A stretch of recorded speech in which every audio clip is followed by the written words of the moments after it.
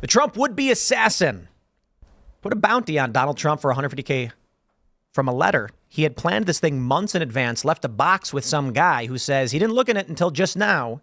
And now the FBI has denied him bail and they're seeking attempted assassination charges. This stuff's serious. Bill Maher actually came out and defended Donald Trump. It was a great opening bit. He basically told people, stop laughing. It's not funny.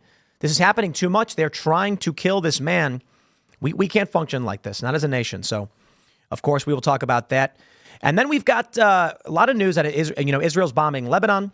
So there's some big news there. And Trump is winning in the top battleground states. We'll get into all of that. That's very good news. If you're looking at the standard bias from the past polling cycles of the 2016-2020 election, Donald Trump is way up right now in the battleground states. So we'll get into that. And then we have this very hilarious story where this reporter was spamming RFK Jr. inappropriate pictures of herself. I mean, it's actually a hilarious story because according to one report, RFK Jr. blocks this corporate press reporter. So she emails him being like, you've got to unblock me. There's a hit piece coming out about you. So he unblocks her. And then she immediately sends him more like, pics of herself, if you know what I mean. And he blocks her again. Like, what is she doing? This is a wild story. Little gossipy, but we'll talk about it. Before we get started, my friends, I want to give a shout out to today's sponsor, Preserve Gold. Head over to preservegold.com/Tim Pool. They're supporting the show. We're supporting them. Look, financial experts, they're urging Americans to prepare now. With inflation soaring, a border crisis affecting cities and small towns, and warnings of a recession, my friends, we are living in insane and unpredictable times. To protect your retirement accounts and 401ks, you should strongly consider physical gold and silver. Right now, Preserve Gold has an exclusive offer for my viewers where you can get up to $15,000 in free gold and silver with a qualified purchase, as well as a free guide. Text TIM to 50505 to learn more or visit preservegold.com/TimPool. Preserve Gold has hundreds of 5-star reviews and millions of dollars in trusted transactions with happy clients. So really do appreciate the support and the sponsorship. Preserve Gold. Head over to preservegold.com/TimPool. Also, don't forget, Coming Home pre-orders out now. You can go to getcominghome.com. You need to have the iTunes player installed, but you can pre-order. This song will be coming out on Friday. We'll have more for you then, but also don't forget to go to timcast.com, click join us, become a member, support our work directly, because you're going to enjoy this members-only, uncensored call-in show coming up at 10 p.m. tonight. You as members in the Discord, you get to call in and talk to us and join the show. So if you like the work we do, you think it's important, it needs to keep going, well, then we need your support. But don't worry, we're going to bring you into the show yourselves to actually challenge us, ask us those questions. So don't forget to smash that like button and subscribe to this channel. Share the show right now with all of your friends. If every single person watching shared it, we'd be the biggest news show in the world, no question. Joining us tonight to talk about this and so much more is Morgonn McMichael. Hey everyone, I'm Morgan. I'm a Turning Point USA contributor, Gen Z culture and political commentator, and thank you for having me back. Excited. Right on. We got Elad hanging out. Hey, what's up, Tim? Thanks for having me, guys. My name is Elad Eliyahu. I'm a field reporter and Jewish affairs correspondent here at Timcast You News. made that up. Not a real Hannah thing. Claire. I'm Hannah Claire Brimble. I'm not going to bring up race or religion like some people. No, I'm just kidding. I'm You could Hannah be Claire British Brimble. affairs correspondent. Maybe I am. I'm co-hosting tonight. I'm a writer for SCNR.com. Scanner News. Again, like Elad said, you can find all of our work at Timcast News on the internet. Let's get started. Here's the big story from the Post-Millennial. Ryan Routh denied bail. FBI seeks charge of attempted assassination. At first they were saying it was going to be some kind of gun-related charge, but then they discovered the letter. The letter in which the dude says this was his plan and is offering $150,000 for someone to go after Donald Trump. I'm going to keep the language a little light. Now, I want to stress, ain't nobody got that money and ain't no way anybody's paying it. So it's not a serious thing. And they're only showing the first letter. This came from a DOJ filing. They're now saying that they're going after him for these charges. The U.S. DOJ plans to charge the man accused of hiding with a gun at former President Trump's Florida golf course with attempting to assassinate a major political candidate. McCabe said prosecutors had documented Ruth's effort to stalk Trump during a roughly month-long period in South Florida in an apparent attempt to assassinate him. Prosecutor Mark Despoto said the Justice Department will ask a grand jury to bring more serious attempted assassination charges against Routh, who was handcuffed and shackled at the waist during a hearing before McCabe in which prosecutors detailed some of the evidence collected against him. Now, apparently, this would-be assassin dropped a box off with some guy. That guy didn't touch it until he learned that Routh was, in fact, the suspect in this attempted assassination. So he opened it up, found the letter, and immediately contacted the authorities. I got to wonder, though, because the box had a bunch of stuff in it. I'm wondering if, if this guy, what did he know, if he knew anything? Could it be that Routh was like, hey, if anything happens to me, check the box? Or could he have been like, hey, I'm going to leave a box at your house, don't touch it, which seems kind of odd. Like, Elad, if I came to your house and I was like, hey, Elad, here's a box, don't open it. It's like a kill switch type thing. You'd be like, why are you bringing a box to my house? I'd look in the box, by the way. Don't trust me. If you tell me, wait for my death to look into this box. I'm going to take a peek prior to. People have weird friends, though, that he's like this guy who lives in Hawaii. He suddenly shows up. He's like, I'm here for a month. Hold on to this box. And you're like, okay, I guess. I feel like you should still look in the box, though. Like, what's in it? Unless you feel like he's sketchy and you don't want to be implicated, right? So don't let him leave the box there. Look, it's weird. I'm just saying, not everyone has the backbone to stand up to their whack friends. I'd open the box. There's something deeply unsettling now with how we're seeing copycat attempts from the original Butler attempt.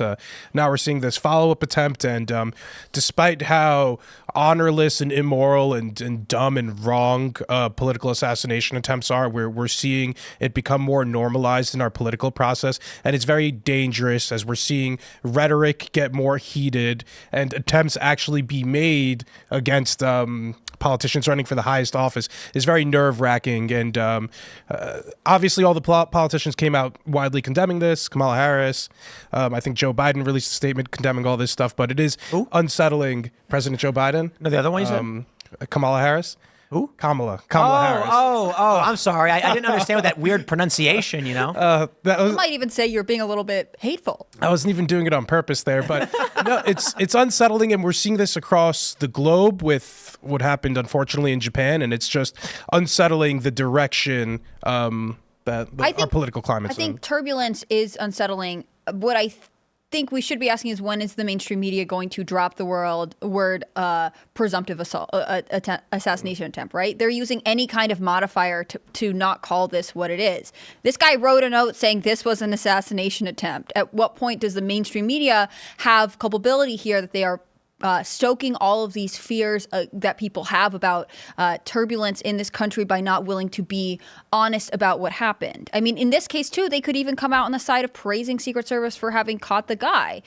I personally think it's sort of strange he was allowed to get that close to the perimeter, but they could spin this in a way that is pro-big government, just like I'm sure they want to. Instead, they are still trying to say, like, well, we don't really know. He could have just been hanging out. Some people sit in bushes near the president with guns. Like, it doesn't make any sense, and until they are honest about what happened, especially in light of this new court filing, they are responsible for encouraging the instability. Well, even last week when they were reporting on it, shots fired near Trump's golf course, and they never want to legitimize the story. But Elad, you said something interesting talking about the Democrats who came and condemned what was going on against Trump. There was a journalist, I can't remember who, actually went to House Democrats and said, okay, well then will you stop saying that Trump is a threat to democracy? And every single one of them said, no, well, he is a threat to democracy, point blank. And I think that that's really interesting, because the same people like Kamala Harris who are all saying he's a threat to democracy and then saying, but we don't want to see political violence. And it just contradicts itself, because I think we're going to see more of this. We're less than 50 days out from the election. We've now had 2 attempts, and all of these stories keep happening.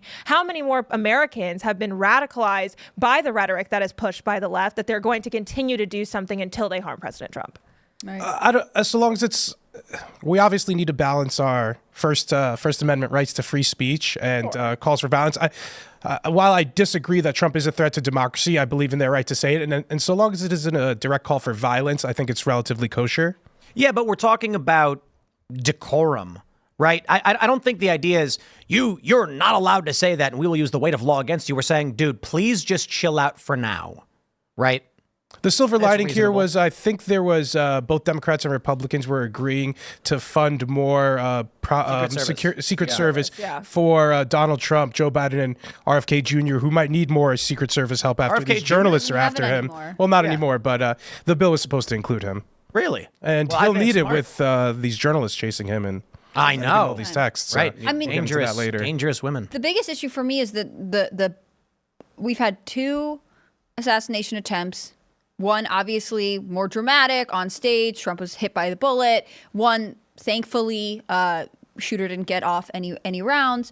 But that was 2 months apart. Yeah. I mean, I understand. I agree with you. They are, if you don't like Donald Trump, you have the right to say he's a threat to democracy. But in reality, political violence in this country is actually coming from one side of the aisle. And I think that the idea that, or the reality that the Harris-Walz campaign is just sort of ignoring it, that they're not addressing it. They're the ones who, at the DNC, made a huge deal out of gun violence, and they're still not acknowledging that they also play a huge role in provoking violence among people who especially are maybe not super stable and prone to irrational and dangerous actions. To me, that shows a disregard for this thing that they are claiming is important. I mean, I was listening to this report from NBC News today where they're saying, you know how there was Walz calling Trump weird, and that was the big rhetoric war for a minute. The next one is going to be, they're going to call him chicken and have a staffer go to one of his events dressed as a chicken, because I think that's how they'll goad him into going to the CNN debate that Kamala Harris wants to take part in.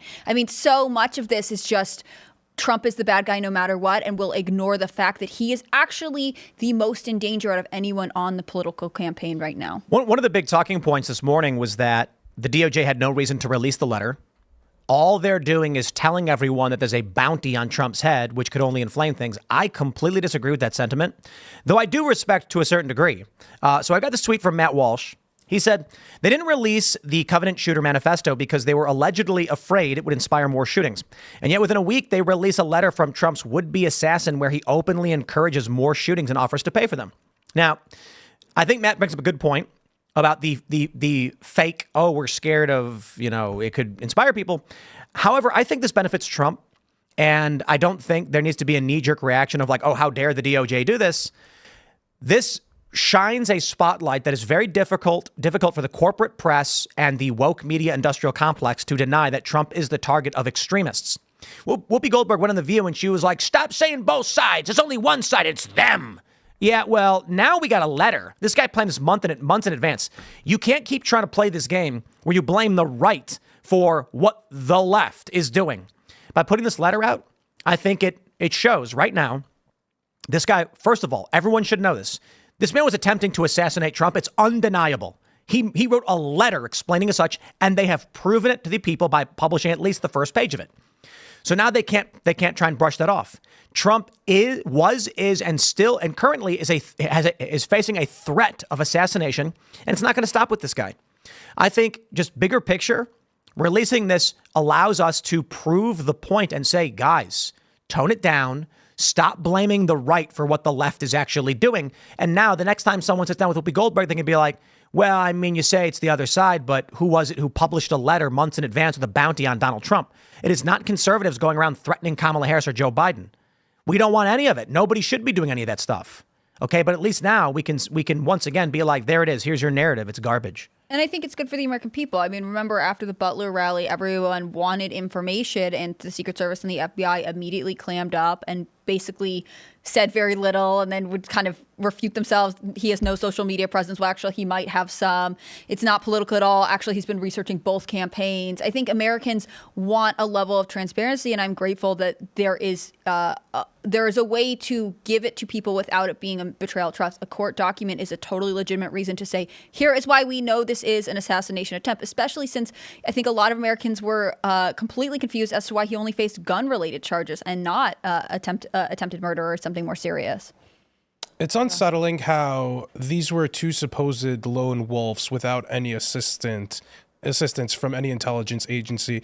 It really makes you wonder what China or Iran would be able to accomplish with a seasoned spy who is making a serious attempt with a team behind them. But it could be something like this. And the reason is, we do know from, I think it was Matt Gaetz, right? That there are 5 assassination teams that they know about targeting Donald Trump. They're going to go through proxies to create plausible deniability so they don't start an international incident or create a casus belli for war. Of course, the U.S. could always just claim, we know that this was actually driven by this group. But if you actually had like a known Iranian operative caught in the act, I mean, you're going to get a declaration of war or something. I'll tell you what's scary. Well, they do have plans. Right. Tentatively kill Mike Pompeo, John Bolton. Let me tell you this point, and I think we should be protecting all of these people. I am not fans of those guys, but this is America, and we don't want foreign actors coming in here and disrupting our politics. We disagree. We should be allowed to disagree. But the concern is I forgot where I was going to go. I lost my train of thought. I'm sorry. But I think the Iranians had plans to... The FBI came out and they were like, we have foiled a plan to assassinate Donald Trump from the Iranians. Here's what I was going to say. That guy had received a visa through the U.S. And government. so the issue we've brought up on the show before with a bunch of anti-interventionist conservatives is that were Donald Trump to be assassinated or Joe Biden by a foreign government, we must declare war against them.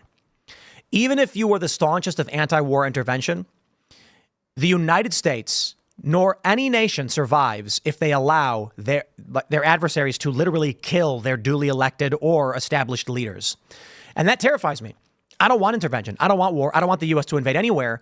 But you're hard pressed to make the argument that you would allow a foreign country to murder your president and you would not have any kind of reprisal. It would probably be the thing that would most likely spark a civil war in America had it not been a foreign actor that achieved Trump. If it was in Butler. In fact, with Butler, there was talk about it. Iran may have, they said, Iran had plans to assassinate Trump, but that never, no one, what was that all about? I don't know. If Trump were to be assassinated and it turned out to be Iran, that might actually be one of the most, and this is terrifying and in no way a good thing, but it would bring the Americans together because the neocon, neolib establishment is going to jump on board and say, we got our casus belli. Mm-hmm. And the right's going to say a nation cannot stand if it allows this to go, unreprised. Yeah. And so you're going to have some kind of unity of, we've got to topple that government by any means necessary. It would be rallying Americans together against someone who is an outside threat. But right now we only have homegrown crazies doing this. And I think really their influence, again, I'm going to say by progressive narratives that advocate for violence, and that's my personal opinion. I think this is the issue. In this case, it's not exactly the enemy they want because it just divides Americans further. And I think that's actually feeding into a level of fatigue. Americans are tired of feeling unsafe. And if you're Kamala Harris and Tim Walz ignoring this, then you're actually telling them that they are doomed to this downward spiral for the rest of their 4 years. We got this story from SCNR. Bill Maher defends Trump as audience laughs about second assassination attempt. This is a problem. I actually respect this opening segment from Bill Maher. Bill certainly, I think, says a lot of dumb things that I disagree with, but he's on point from time to time. He calls out wokeness to a certain degree. He's got Trump derangement syndrome. He famously said, if a recession stops Trump, bring on the recession. But when it comes to this, here's the opening segment he did on his show, and I do respect it. He's got some jokes in there. So let's not bury the lead. The big story this week, they tried to shoot Trump again. Let's not funny. Okay. I'm being serious now. That's the second time this happened. I said this before. There can be no fuzz on this. This is not funny. Okay? It's not okay. It's not okay to wish it happened.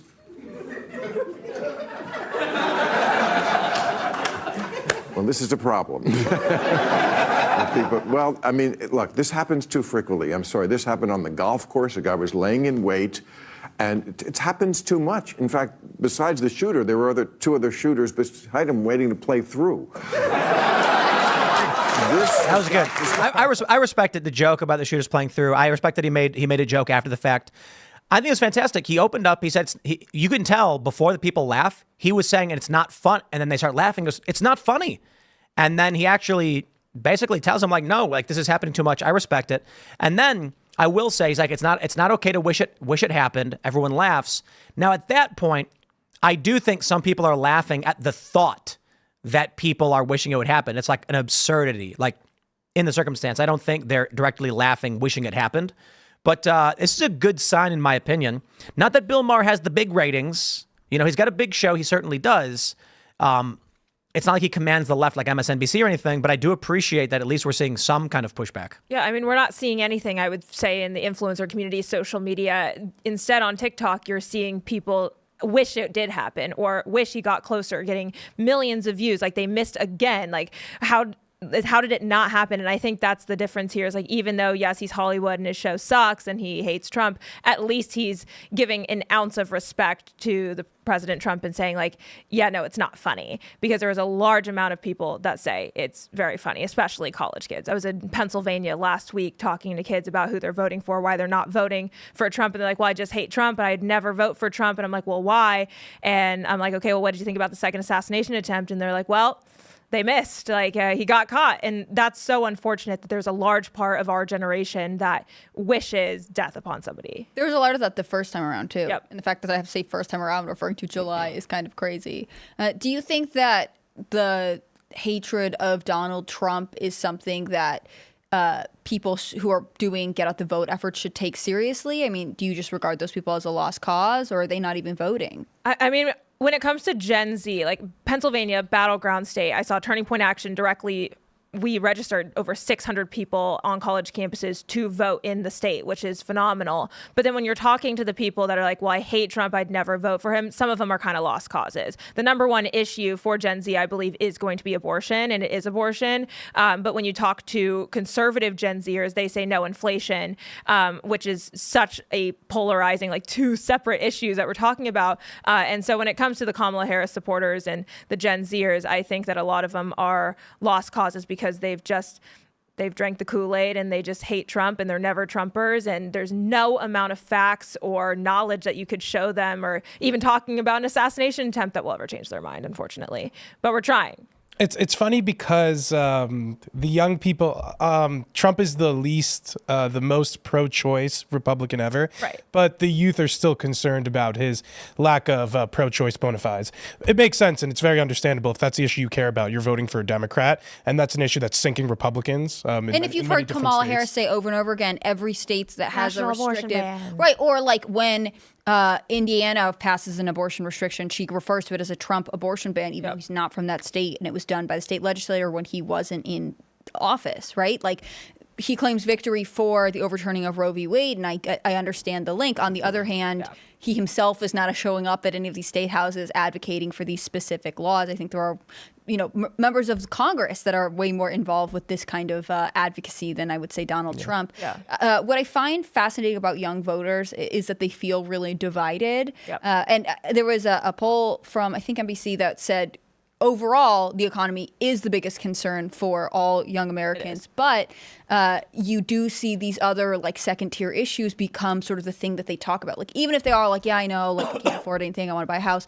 They all sort of, even conservatives, have a second thing that they turn to, whether it's on both sides abortion or whether it's the Israel-Palestine conflict. I think that there is a level of disinterest because no one can get all of these issues right for young progressive voters. I don't know how you feel about that. No, they can't get it right, because that's even talking to, I talked to this very, very progressive woman, and she is pro-choice up until birth. She says that it's not a life until it's born. I mean, I debated this girl for over an hour, and we just never got anywhere. But then she said, but the one issue that's really conflicting me about Kamala Harris is Israel-Palestine, because she won't say that it's genocide, and she won't say anything about a ceasefire. So it's like the progressive liberals that are supporting Kamala Harris, there's still no winning, because it's still like they don't like her about certain issues. But then even you said, yes, Trump is the most pro-choice Republican we've ever seen, but it's not enough for the left because they want to murder children. Well, the other Republicans are dragging Trump down when they're trying to make him more pro-life. You've seen some pro-life groups say that he's not sufficiently pro-choice. But overturning of the Roe v. Wade was probably the pro-life movement's biggest accomplishment in decades. So if I'm a woman and care about abortion, I'm voting Democrat. And the abortion issue became an expansive topic for Democrats, right? Because it's not just abortion, it's women's reproductive rights, which means that it's everything now from fertility treatments to the care you get after you miscarry a baby to abortions. I mean, that's kind of crazy. It's Those the pro-life are purists very different who are dragging people down. More, I don't know if you're a pro-life purist, but it's the life and conception people who Democrats are able to fearmonger around. When they say IVF, if you're a pro-life purist, you're against IVF. You're probably against IUDs. Which is scary for most normie Democrats. Right, but I got to push back. It's not the pro-life purists. It's the militant pro-life purists. There are a lot of people who are pro-life purists who are like, I understand this is not the political battleground right now and Trump needs to win. And then you have the political activists who are like, Trump doesn't deserve my vote unless he gives me everything I want. Yeah. To clarify, pro-life purist, I mean life at conception, or I know, and there are people. I'm a pro-life purist. Like, I'm life at conception, and IVF they are lives, they are embryos. But at the end of the day, when you look at it from a legislative perspective, I want Trump in office, and I want to protect as many baby lives as physically possible. But if that means Kamala Harris winning because pro-life people won't vote for Trump because he's not pro-life enough, that just doesn't make any sense to me. And that's my point. there are people who are like, I am a pro-life purist, but I will compromise so Trump can win. And then there are the militant who are like, no, I will not vote for Trump unless he gives me 100%, which is insane. My response to that was, I'm anti-war, and Trump doesn't deserve anti-war votes unless he bans war. And it's like, dude, the idea that I was telling this to libertarians, the idea that you're going to vote for a president who's going to walk in on day one and go, I hereby abolish all American war is never going to happen. And if you do something like that, you're going to get Afghanistan times 100. If you want to wind down foreign intervention, where you can, you do it gradually. Rome wasn't built in a day. You're not going to knock it down in a day. And so that means I like Donald Trump's foreign policy. It's pretty good. It's anti-interventionist. He's pulling a lot back. He's not perfect. When the libertarians are like, yeah, well, Trump did bad thing. And I'm like, he certainly did. And he's done less bad thing than anybody else. So I'll take it. Right. I think it's like kind of analogous to how some Kamala people or some Palestine supporters don't believe Kamala is sufficiently pro-Palestine. So it's like a lesser of the two evils thing. So Morgan, when it comes to the abortion issue, you think Donald Trump would be lesser of the two evils, although he doesn't get the ultimate goal done. But I think what we're missing is the fact that Democrats have turned abortion into an expansive issue. If they were purist on this issue, they would stick to abortion solely. But instead, they're like, actually, Trump is going to take your birth control away. And actually, he's going to make it impossible for you to see a some doctor. Republicans I think provide it's so much ammo for this, though. They make it such low-hanging fruit. I think it's two things. I think Americans don't have a good understanding of what, like, any of the science behind reproduction. And I think we should blame a lot of things for that. Some people blame, absence-only education. Some people just blame our general education system. But I think it is a weakness that we have put ourselves into, and Democrats are capitalizing this. And I bet there are a ton of other issues that people can point to and say, well, it was just this one thing with Democrats at first, but now it's 27 things. And they put it under this one label, and now Republicans are having to defend themselves on 8 sides as opposed to 1. It's a very different conversation to say, I feel strongly about the, life begins at conception, and therefore these restrictions should be in place. But then if you have to answer all of these questions about, this treatment, and she's not gonna have a doctor, and what about birth control and whatever else, they will always be on the offensive, and you will always be on the defensive. Yeah, I really feel like there's no winning when it comes to the abortion argument, because they have encapsulated everything into being, well, you're just anti-woman as well. Like, they have taken this and coined it as the feminist movement's new pillar of, if you are not pro-abortion, then all of a sudden you're anti-birth control, you're anti-surrogacy, you're anti-IVF, you're anti all of these things, which isn't the case. Well, it's the logical conclusion of many of those things. Although you principally might not want to legislate that way, if you believe that life begins at conception, then and aren't going to use all the embryos in IVF, it would make sense why you'd be against that. With IUDs, for example, you could still have a fertilized egg that won't be able to implant as a result of the IUD, so it would make sense as to why you'd be against IUDs. I think you can be pro-life and make a commitment. Like, if you're going to fertilize, number one, you would go to a doctor and say, I don't want to fertilize 18 embryos. I want to try one at a time. I want to do whatever I can to mitigate excessive risk. But it wouldn't be Also, economically you could- feasible, I guess, is the... We don't know that, though. I mean, so far, we're just saying, this is the way it is, so that's all we can do. But I know doctors who have had conversations with pro-life Catholics and have changed the way they operate. So, this is a conversation that, if you feel strongly about it, you should advocate for yourself. But instead, you're being told any questioning of this means that you are anti-woman. And I think that's actually terrible for a country that has a collapsing birth rate. Did you guys see Andrew Tate's AI pregnancy video? Let's pull this tweet up. I gotta say, I don't completely agree with his framing and phrasing of this, but I understand what he's trying to get to. So we'll talk about this one just because it covers AI as well as the abortion debate. And this is actually the biggest. I actually think abortion for the Democrats is probably the biggest issue. It's their cultural attack vector. Andrew Tate made this video. He says AI is the future. A machine read my Twitter, created this video, and then made this post all on its own. You need AI to begin living your life for you if you want to get ahead. Kind of a creepy thing. I am not we'll break this one down. But he made this video, and it's actually kind of crazy that this was made by an AI. Check this video out. That's it, Sarah. Can I get your bottom?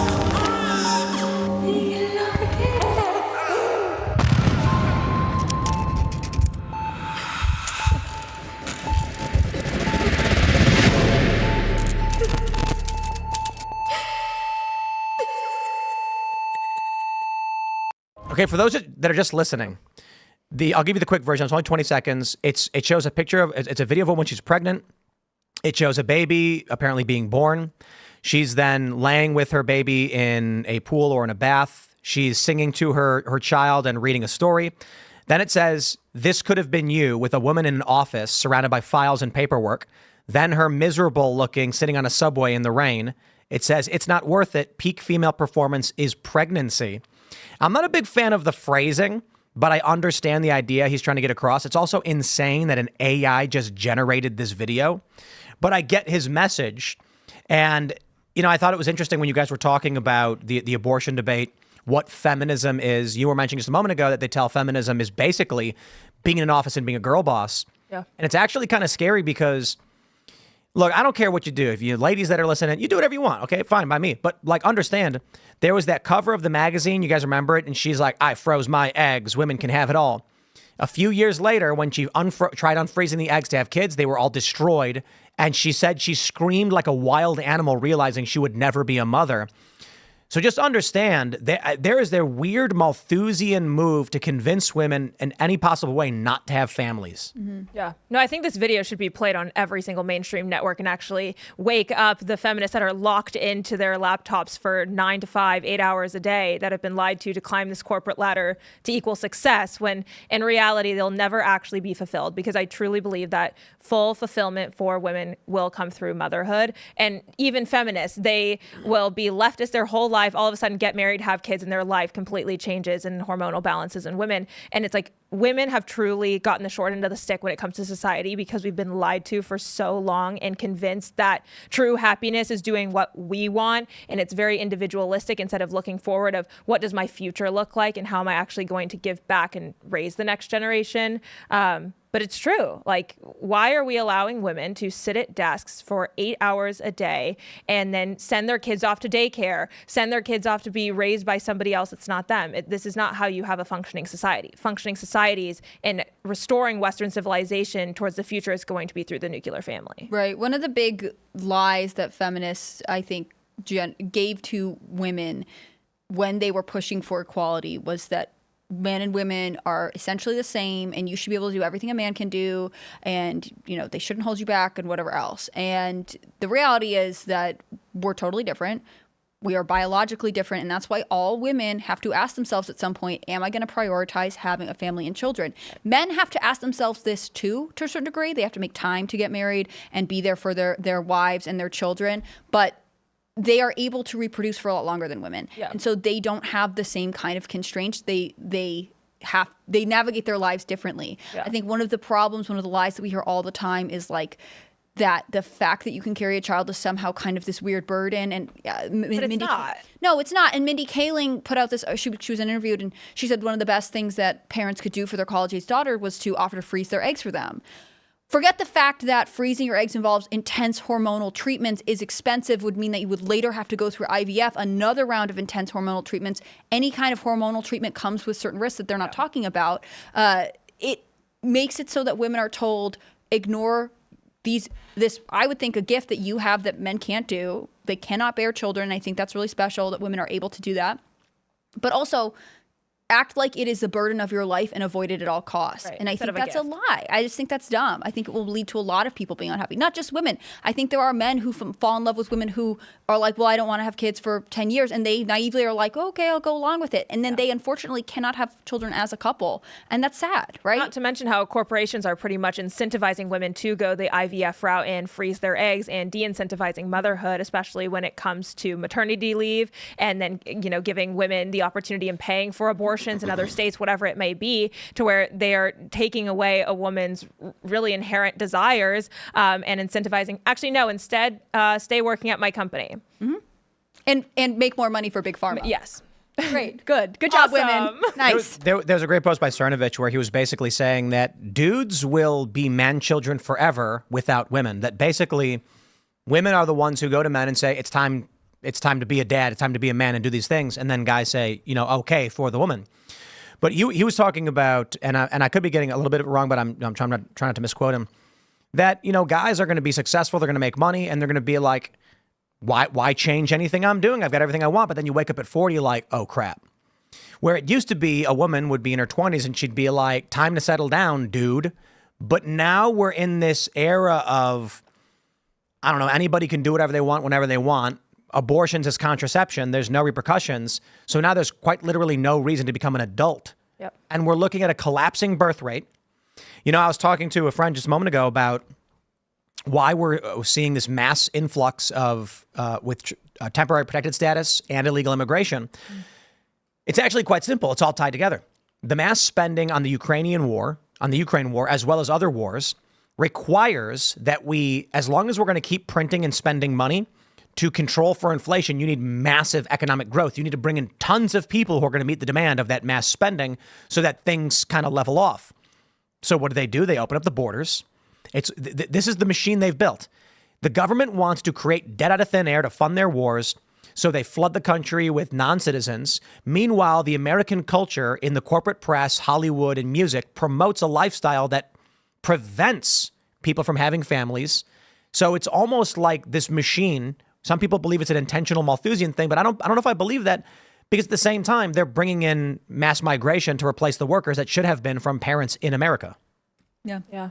It's like we don't value ourselves as a country, right? I think some of the lie that we get told from the media is there's no American culture, or like it's stuff that you make fun of, right? It's McDonald's and being overweight or whatever. But the reality is we don't have a culture because we don't cultivate it at home. And if we cultivate it at home, then we have something to protect and promote and to pass down. Right. But then we would need people to pass it down to. And so you're seeing where I'm coming from when I say we're not going to have anybody.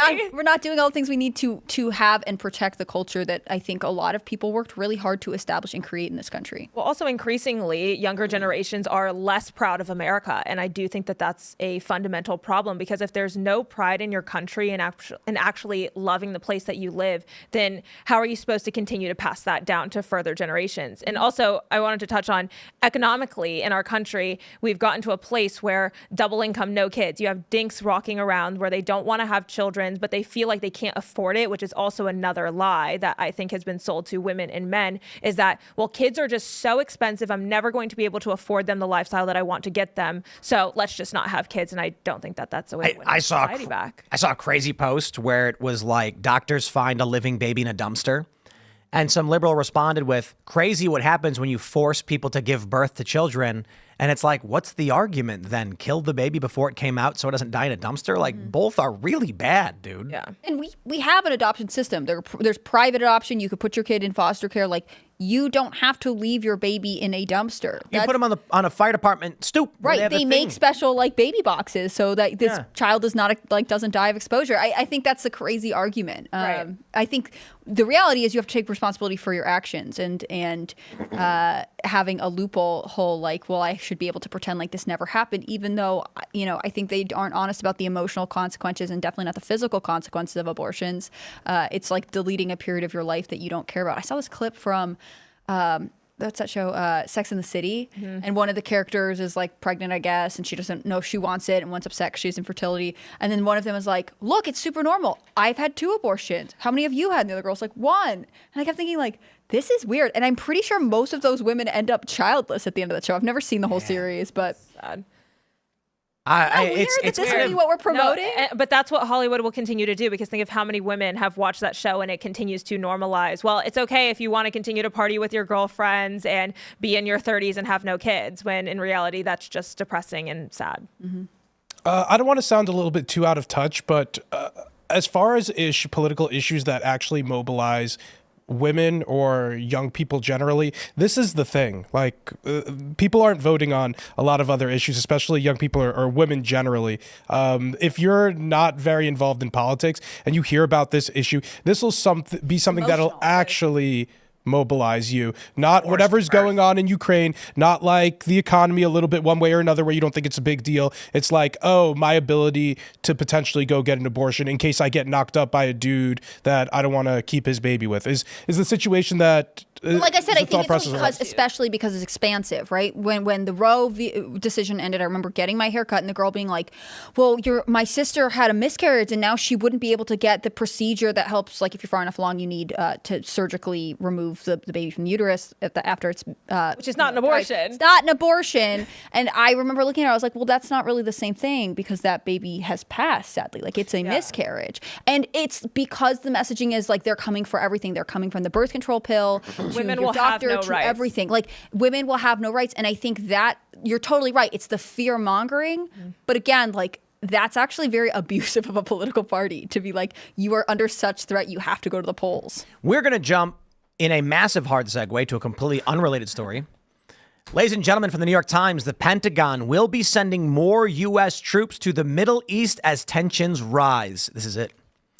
World War III, ladies and gentlemen, this is exactly what's happening. There's no other explanation. With the sending of more U.S. troops, it means the end is nigh. And they say the troops will number in the dozens. Oh, that actually doesn't sound that bad, actually. Not that I'm a fan of these deployments or anything like that, but, a lot of people are coming out and they're saying it's apocalyptic. They think it's going to signal World War III or whatever. But it looks like the number will be in the dozens, which kind of sounds like 48 maybe. But it's to protect the thousands of Americans who are stationed there. Stationed implies what? Diplomatic or military posting? No, military. Yeah. Well, I'm just where are saying, they like, being it's sent not, to the Mediterranean? It's not like 10,000 people or whatever, right? So, however, it is interesting because they are likening this or relating it to the Israeli airstrikes against Hezbollah that killed at least 350 people in Lebanon, Defense Department officials said on Monday. Major General Patrick S. Ryder, the Pentagon press secretary, declined to say exactly how many troops are deploying, citing operational security. In light of increased tension in the Middle East and out of an abundance of caution, we are sending a small number of additional U.S. military personnel forward to augment our forces that are already in the region. I think we have, 40,000 in the region or some massive number? We're seeing more of them arrive now. This is in part due to the escalation and what I think we could call officially a war with Israel and Hezbollah. Since October 7th, Israel and Hezbollah have been engaging in low-level warfare, shooting rockets across the border. Northern Israel was forced to evacuate something like close to 100,000 people. Southern Lebanon was forced to evacuate something like 50,000 people. And we've been seeing the intensity of this conflict kind of rise with the walkie-talkie and pager attacks. That was a 15-year operation, they said. Did you hear that? It's amazing. They set up a shell company, a fake company out of Hungary to manufacture pagers. The whole thing was done over 15 years.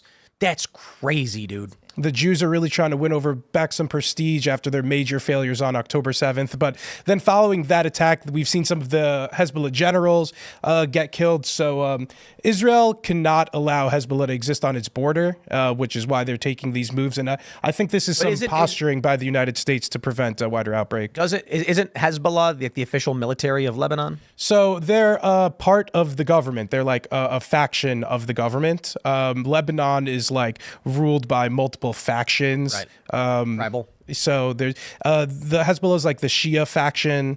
There are Sunnis. There's other different ethnic groups in the region. But I really think this is one part of the chessboard in the larger chessboard. We're seeing things escalate in Ukraine. We're seeing things escalate in Israel. God forbid we're going to see things escalate in the Taiwan Strait. And this is all due to Joe Biden's weakness at the top of the American government. Bro, did you see the cabinet meeting with Jill? It's outrageous. First one in 11 months. Here we go. And he says, "Take it away, kid." But listen to him speak. He's just like, like he's gone. He is gone. He's not running the country. No, Well, and he's probably not for a while now. He's been on. So New York Post had a story. He's taken 48 years worth of vacations in 4. I don't think he's ever been doing anything. He's been just screwing off. Well, when you're about to retire, you have to use up those vacation days. That's right. That's right. The Biden administration is completely in sort of senioritis legacy building mode. And so he'll posture on Israel and Palestine right now saying like, oh, I'm really going to he doesn't say it. One of his spokespeople says we're really going to get serious about a ceasefire. We're not going to let them do whatever. But then obviously, to your point, things are escalating. I don't think that he has any actual influence over any kind of ceasefire or peace talks, which puts Kamala Harris in a very weird position, right? Because the best thing she could do to win supporters right now is to promise that she would guarantee a ceasefire, which she absolutely cannot do because she's inheriting the Biden administration, which is terrible legacy, and also because she's not a good negotiator herself. That's my editorial opinion. Do you think that there is a path forward before the election, or do you think it's going to be a rise in tension, especially in the Middle East, until America knows who's next leader. I think some of our allies fear that we'll pull the rug out from under them if Kamala Harris is elected.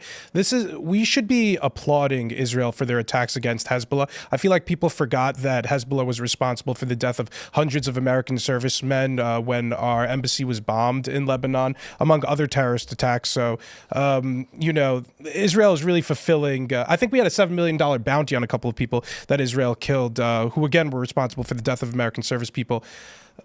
We should be applauding our allies for fighting back. We should be applauding Ukraine. But you think it'll be bolder and bolder action until Trump is potentially elected? I think Israel and Ukraine think they'll have more support from Joe Biden and then Donald Trump than they would be getting under Kamala Harris administration. That's interesting. Especially the case for Israel. I think that Kamala Harris would try to leverage like weapons rearmaments. I would think she would be Israel. more supportive of Ukraine than a Trump administration. I think Trump is secretly relatively pro-Ukraine. I think he was glad to arm Ukraine prior to the invasion. So I think people, you could really project what you want to see from Trump her onto language him. has been more consistent. Like, we must support Ukraine. I have met with Zelensky. He's the best. Whereas Trump is like, I am prepared to end the wars. I want to end them.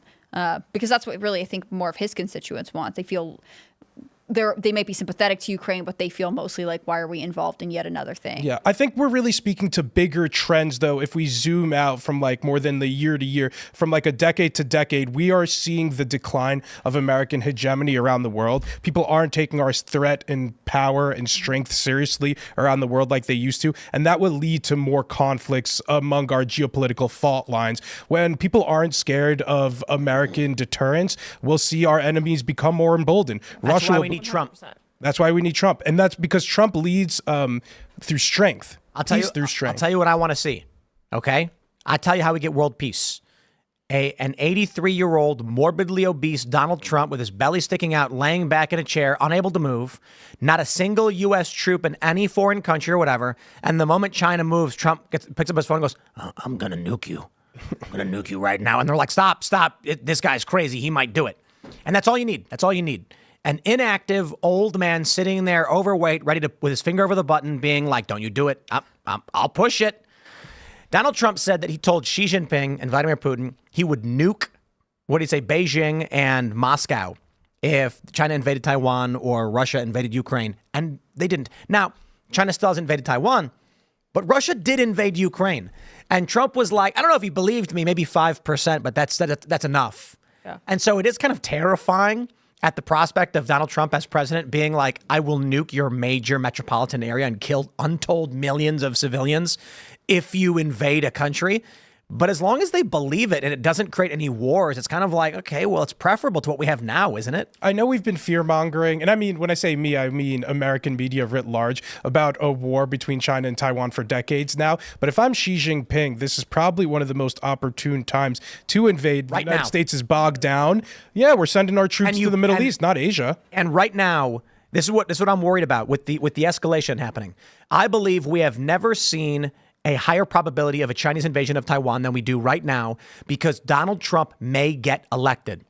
And so China's going to be sitting there and they're going to say, cost risk analysis. If we wait and then we get a Kamala Harris presidency, we're in the clear. But if we get a Donald Trump presidency, we can never move on Taiwan. So what do you want to do? And they're like, well, we got Biden, Kamala right now. We got 2 months. Make the move. Take Taiwan now before Trump can get in and actually counter. And the domestic political turmoil, multiple assassination attempts, allegedly not even linked to any, intelligence services. Then we have, again, the domestic turmoil due to the Israel-Palestine conflict that we're seeing still at home. Ukraine-Russia stuff. Hey, if I was a Chinese or a dentist, communist, thankfully I'm not, but... No, it's the right time. I mean, World on War an III, international scale, we look like a laughingstock. Our country looks like a absolute mess. And I genuinely think that if Kamala Harris does get in office, the wars are going to continue. We all know that. And if it's not Trump, I truly think that World War III will be on the brink because it's going to happen. I think there were actually also attacks on our service members in Jordan, right across the border, something like that. Our troops are constantly under attack by Iranian proxies throughout the Middle East, and Iran has become confident and comfortable that they could kill American service members and there won't be any retaliation. I think the crazy thing is you look at the attempt at a beachhead in Gaza. When the U.S. built that pier that got washed away and was destroyed, they were taking fire from Hamas. The U.S. actively engaged. When I heard this news, I was like, say it. Say they're going to be boots on the ground in Israel and Lebanon on the northern border over the conflict right now with Lebanon.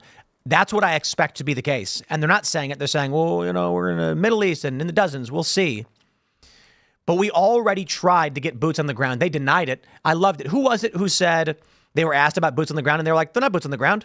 It was Lloyd They're on Austin, water. the defense secretary. Yeah. And it was He was Matt Gaetz being on the water. so boots next to the ground? Like, And he was like, and they're getting shot at. And he's like, that's not boots on the ground. And he's like, no. Also, how much money did we waste on that thing that we ultimately pulled? I mean, it was a multi-million dollar. Wasn't it hundreds of millions? I think it was hundreds of millions of dollars. And it was, number one, obviously a lie from us, and then also a failure.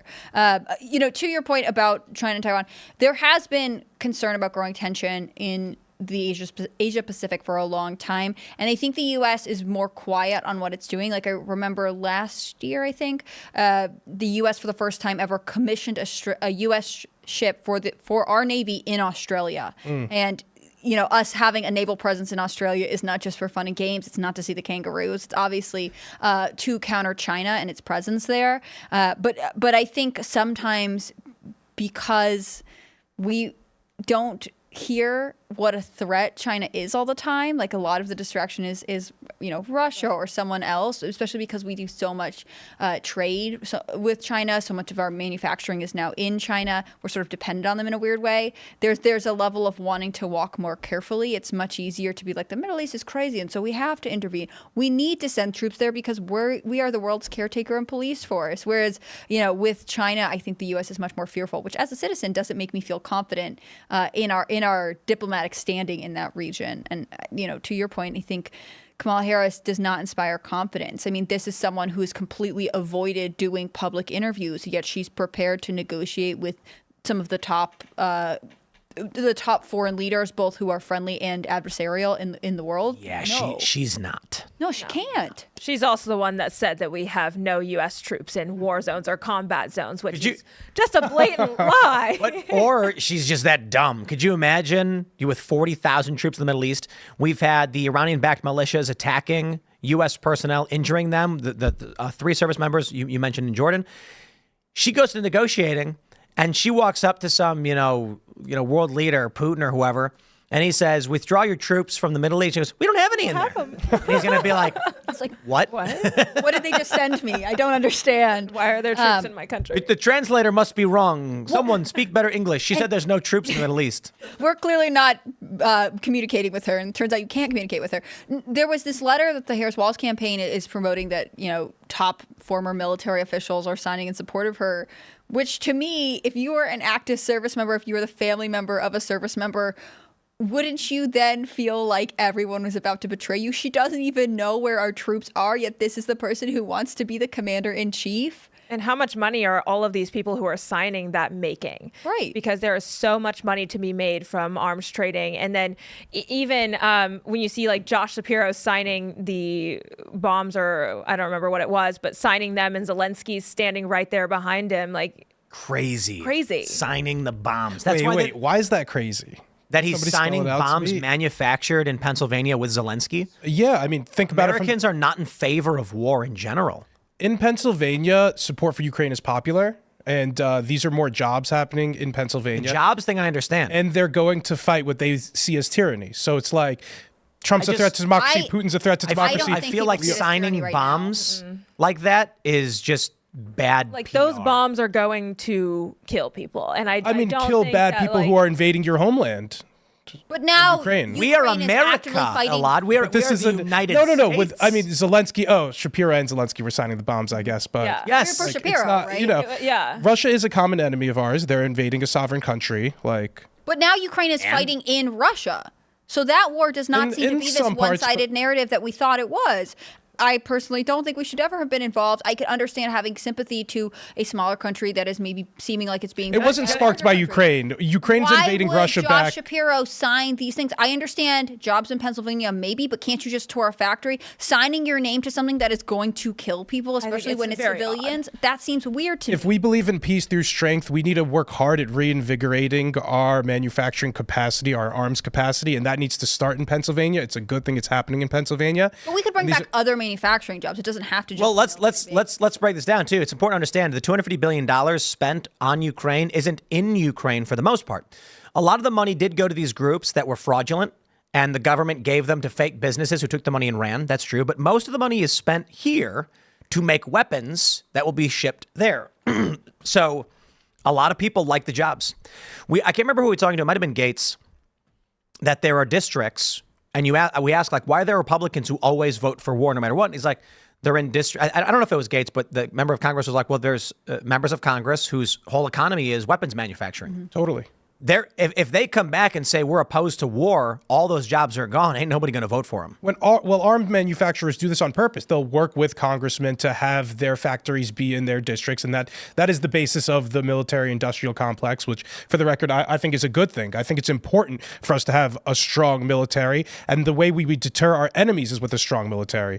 So I think we really need to reinvigorate that. I don't mind having a strong military. I think it's weird that Josh Shapiro, the governor of Pennsylvania, would sign missiles that are going to kill people in two countries that he is not tied to. They didn't attack Americans. It's Russians and Ukrainians fighting amongst themselves. Seems very strange to me, but maybe I'm just anti-war. Hey, look, I don't like that China has, Uyghur Muslims in concentration camps, and they extract their organs to sell to wealthy Middle Easterners who want halal organ transplants. That's nightmarish. I don't like that they have the Uyghur Muslims be raped and then many of them undergo forced abortions. I ain't about to advocate for invading China and getting involved in a massive international conflict with World War III over it.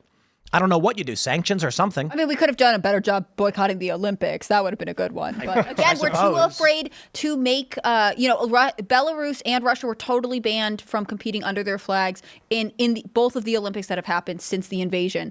But we still went to China, told all our athletes, don't bring your cell phones because they will be tapped by the Chinese government. We're just not going to send our top officials and diplomats because we're soft boycotting this. We treat China so differently than we do Russia. We obviously know why.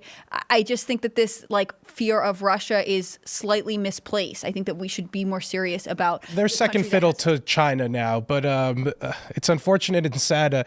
I'm deeply insecure about how infiltrated we are by the Chinese communists. So that is, I feel like there was just a scandal recently with Governor Kathy Hochul. Some of her, former top aide. A former top aide was involved with the CCP. She's not the only one. There was another California congressman not too long ago. And this is probably just the tip of the iceberg when it comes to a lot of this infiltration. And the thing is, they're not worried as much about the reverse happening in China because we cannot as effectively infiltrate China because they are in a multicultural society. They aren't open to immigration like we are. Yep. We're welcoming to everybody here in our country. But China, if you're not Chinese, you stand out. However, the argument would then be that there are people born who are of Chinese ethnicity to Chinese family and speak fluent Mandarin and then enlist, and they say, you're ethnically Chinese, we're going to send you to China. It's harder to convince, because immigration, especially. Because even if you have an American-born Chinese man who goes to China, they're going to be like, you're an American, you're a foreigner. So they're going to it's not as easy. And then they send someone here to emigrate, or it's because we're open to immigration. Well, they take advantage of our values. China looks at us and our ideals that, we bring in all people of all races into our army, and they see that as a weakness to take advantage of cynically. So let's jump to this next story. We got an ad from the Lincoln Project, ladies and gentlemen. And let me tell you what this ad's all about. The Democrats know that they got a woman problem. They know that people don't want to vote for Kamala Harris because she is a woman. I am not saying leftist YouTubers who want to lie that people should not vote for a woman. I'm saying Democrats are looking at their internal polling and they're going, hey, man, people are outright saying they won't support a woman for president. We have this ad from Lincoln Project. Take a listen. I can't believe we're having this conversation again. So here we go. You know who the candidates are. You know what's at stake. One candidate promises a divided America filled with lies and hate. And one stands for change. Kamala Harris has more courage, more honor, more guts than this guy ever had. So you decide, are we really going back down that same fucking broken road, or are we moving forward towards hope, towards freedom, towards change? We know a strong middle class has always been critical to America's success. There's promise that lies in change, and the time for change is now. So what the hell are you waiting for? Because if it's the woman thing, it's time to get over that. It's time for hope, for change. It's time to be a man and vote for a woman. Be a man, vote for a woman. Dude, wow, that's the least convincing thing I've ever heard. But like I said, they know they got a woman problem. Men and women. There's many of them who don't want to vote for a woman. And I'm not sitting to make a moral judgment on them. The left will claim that I'm sexist or whatever. Fine, whatever.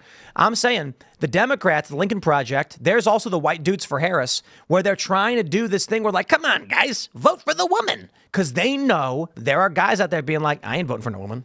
What was the argument for voting for a woman? They were like, Trump yeah, if is you're a bad and man. she's better. Trump is bad, vote for a woman. No, I think it was just get over it. The argument was get over it. He said, what the hell are you waiting for? The woman thing? Get over it. You're Be worried a man. about them being a woman? Get over he said it. she's more courageous and has more guts than this guy Trump ever has.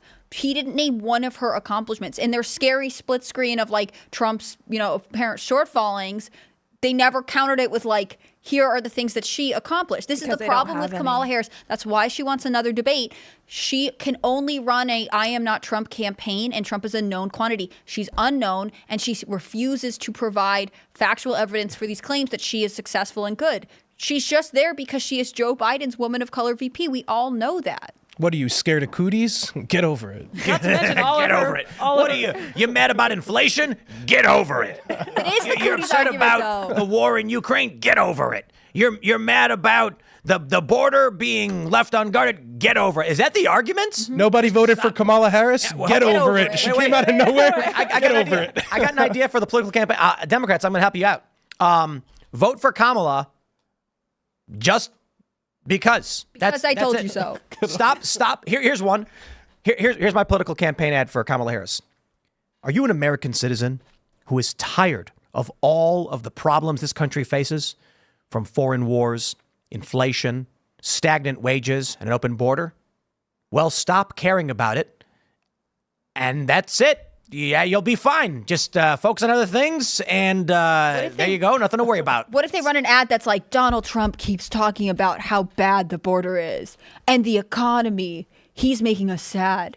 Vote for Kamala Harris. She doesn't talk about this at all. She's joy. Lifting. I like get pretend over like it it's- as a tagline. Wait, I got a better one. I like the I got a better Cooties one. one. Are you an American who is tired of the problems of inflation, stagnant wages, foreign war? Stick your fingers in your ear, close your eyes, and it all goes away.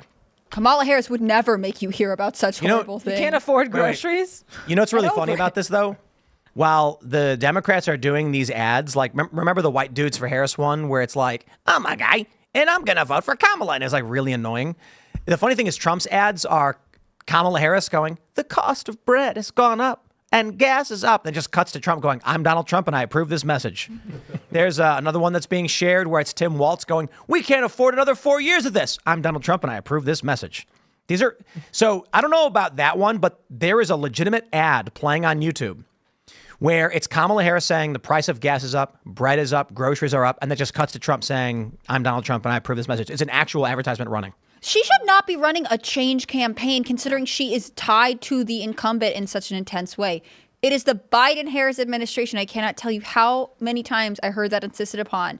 And yet she's like, we need change. So pick me, another Democrat who was specifically in the White House for the last 4 years. Well, and saying we can't go back. Her entire campaign, the Democratic Party has separated Kamala Harris from Joe Biden entirely, even though she's the sitting vice president of the United States and has done nothing in the last 3.5 years. Like, if you actually wanted to help our American people at the grocery stores, if you wanted to help inflation, the economy, the housing market, do something about it. But she's never actually put forth any ideas. And we even saw that the ideas on her campaign website were copy pasted the code from Joe Biden's website. Like, she has no original thoughts or ideas. And I mean, her entire debate was all talking points.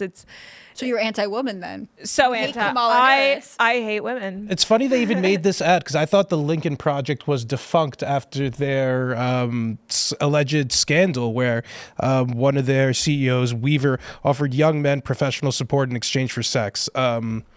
According to the New York Times. Yeah, so that was a scandal the Lincoln Project had. They have to stop Donald Trump. And I thought I didn't know they came back. Yeah, I thought they imploded among that scandal in 2021, but I guess they're Still going.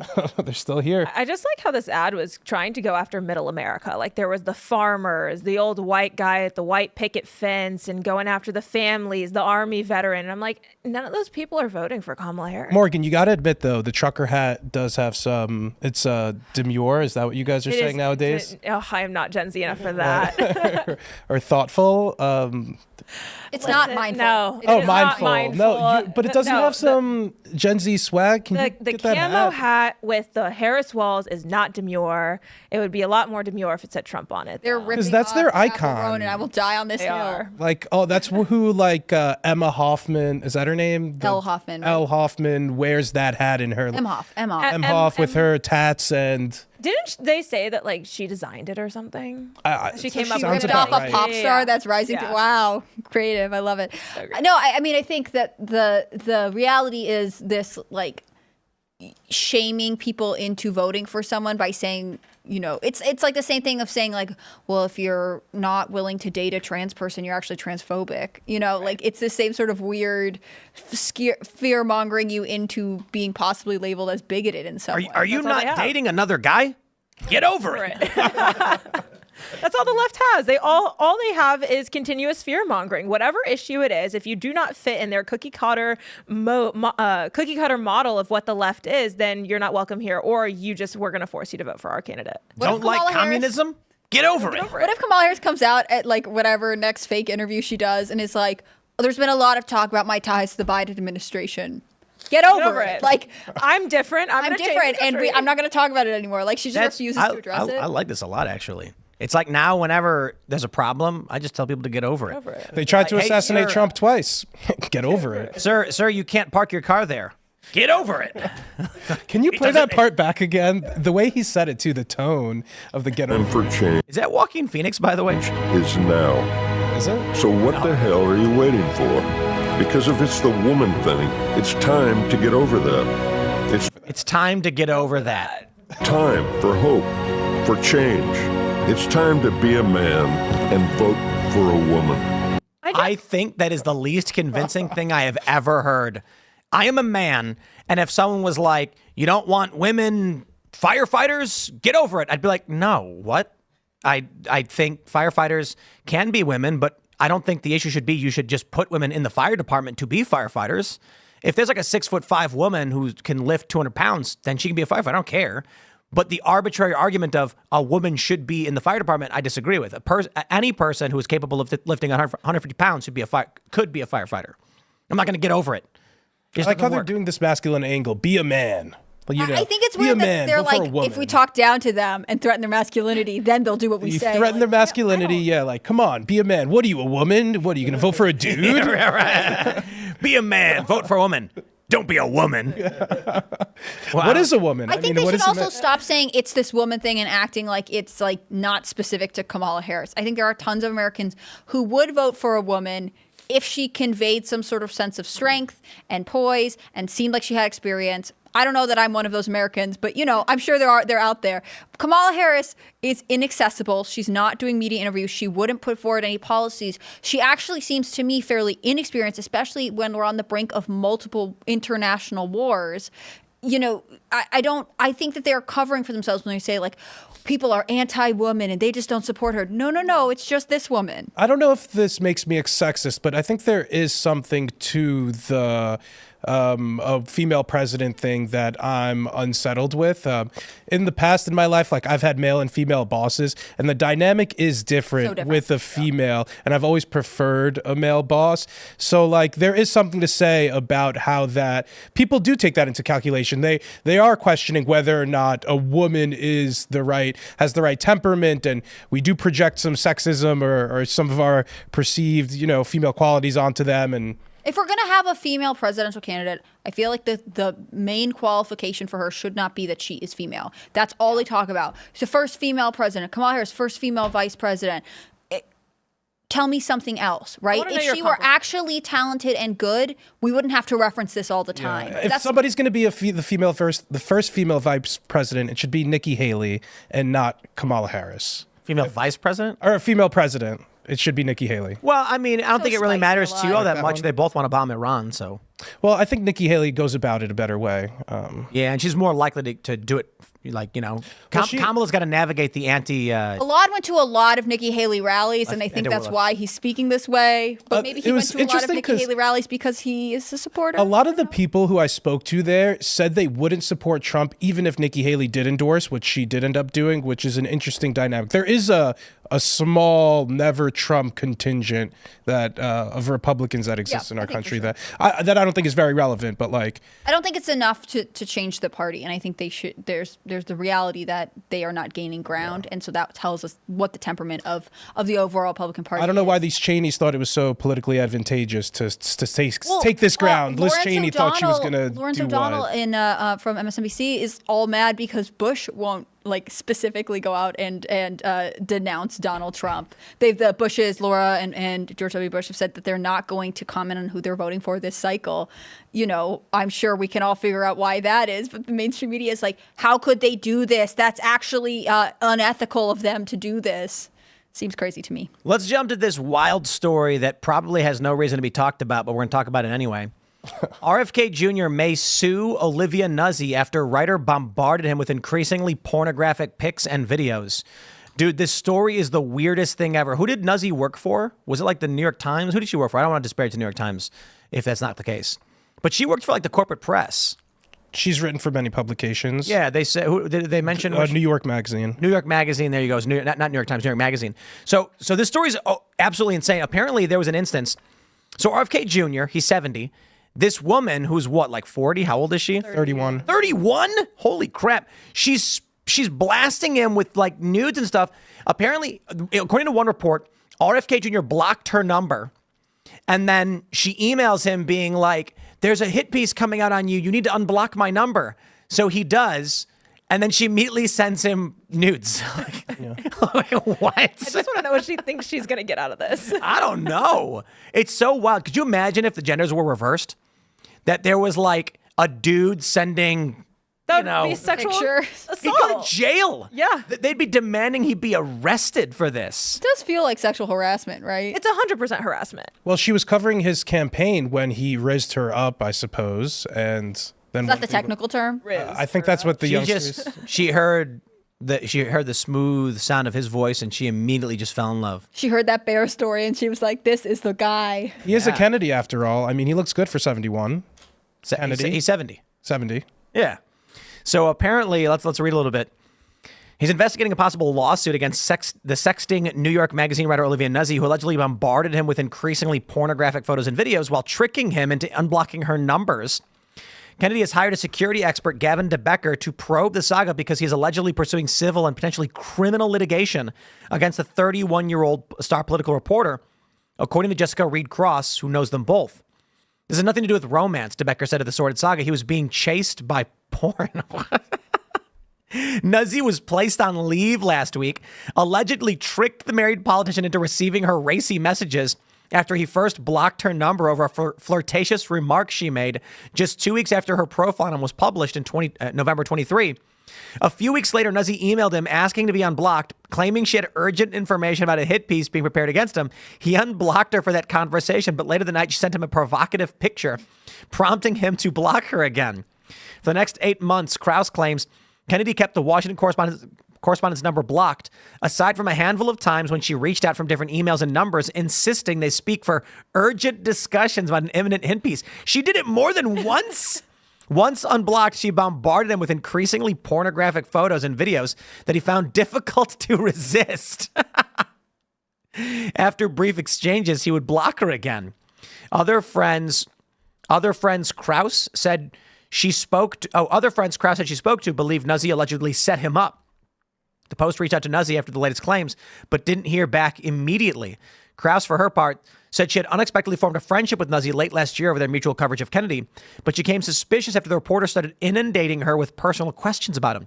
Olivia would ask me almost intimate questions about him and his relationship with staff, his wife after each campaign stop, who he was seen talking to, what his mood was like, and whether he showed any signs of flirtation. There was an undercurrent of fascination that went beyond journalistic intrigue, bordering on obsession. Her constant desire for updates, coupled with the tone of her inquiries, made it clear she wasn't merely reporting, she was weaving some kind of fantasy.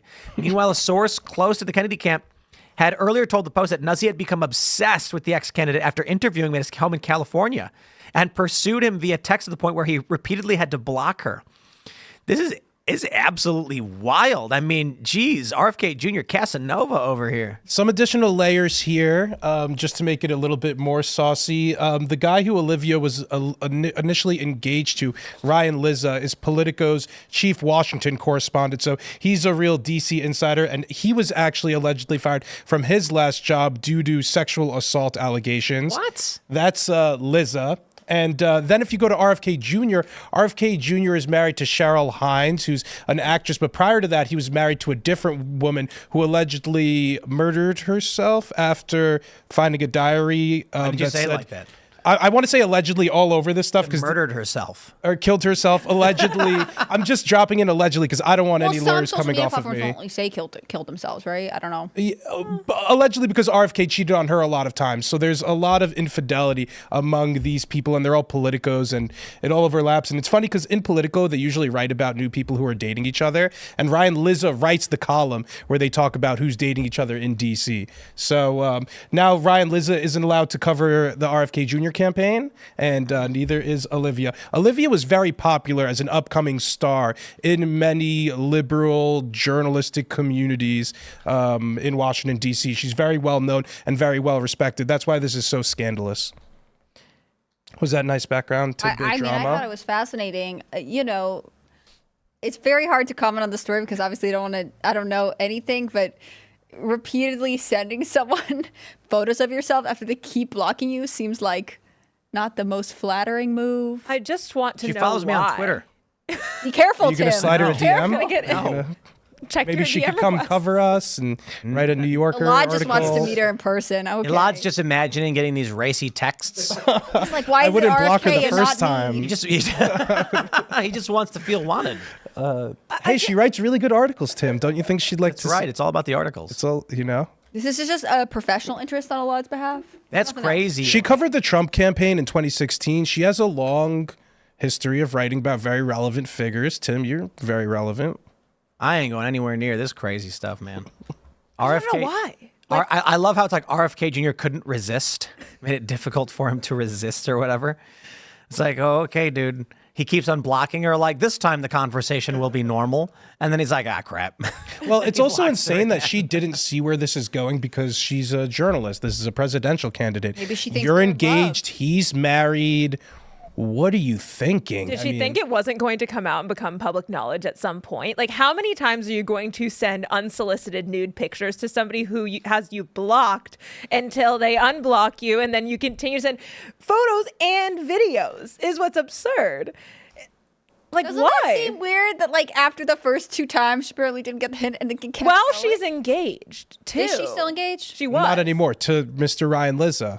They were engaged. They were engaged, and they're Did apart they now. stop being engaged because of this, or Yes. were they Yes. previously separated? Yes, they stopped. They were engaged while she was sending unsolicited nude photos. Rough all And around. he has 2 other children from a prior marriage. Lizza? Yeah. Yeah. So it's just layers and layers of This is what it's like in the DC Writers Club, I suppose. Yeah, Olivia's 31, Liza's 50, and RFK's 70. Like, just why are you sending a 70-year-old man nude photos of yourself? If you're a journalist, too, you should know that, well, they didn't leak, so I guess RFK Jr. has some integrity, but it's dangerous. I'm sure he doesn't want to be tied to this either, right? Like, It's true as even if well. it's unsolicited, it's not great to have someone several decades younger than you sending you pornographic images while you're married. These liberal women can't help themselves around these right-wing coded men. I don't know what to say. She's not sending, RFK Jr. really mogged this Liza guy. Very embarrassing and very sad and unfortunate for this Liza guy. It's sad. by RFK Jr. You got your girl stolen by RFK Jr. This is what's going on in DC all the time, dude. Remember when Madison Cawthorn was like, they're doing creepy stuff, and then they called him a liar? It was coke-fueled orgies, quote unquote, allegedly. And then that video came out from the Senate, and he just tweeted, "I told you so." Yeah. The video of the two guys doing demonic deeds in public. And did that guy get arrested? No. Are you talking about the guy He did in an the Senate investigation hearing and they closed room? it. Yeah. Yeah, and they were doing, Yeah, I don't think they got arrested. That's outrageous. We memory hold that hard. I'm glad. For those that don't Let's talk about understand, it was two guys engaged in adult actions in the Senate hearing, one of the Senate hearing rooms, Recorded. filming it. Filmed. And apparently they did it more than once. Outrageous. That's what the rumor was, that they were doing it a lot, and this was the one time they got caught, and they were posting it online or whatever. Why would And- you post that? Because you're a voyeuristic Yeah. LGBTQ person. LGBTQV. That's crazy, dude. But this stuff's going on all over DC, man. See, the problem is RFK Jr. is a stand-up guy. He allegedly cheated on his wife many times, too. Yes, but I mean, like, if Nuzzy did this to any other politician, you wouldn't hear about it. It's true. So do you think we're hearing about it because it is RFK, and they're like trying to put him in this position where he's in an appropriate relationship? How did they with find this out young about reporter? it? I think this came out from Is that Krause him published? No. Yeah, I think initially. it came out in House and Habit because she had been following his campaign trail, I think. Or it was either him or Jessica. RFK said it? I think RFK initially. Do you want to pull that? It doesn't say this about him suing her. Oh. Yeah, it doesn't mention exactly. What do you think of the New Yorkers handling No, of this I mean- case? Maybe she Removing didn't break her? it, but Did they fire her? I think they put her on leave. Yeah, she's basically fired then. Yeah. the thing on House and Habit is titled "The Talent" because they embedded the link in this New York Post article. The talented Miss Nuzzy. How do you say her last name? She is talented.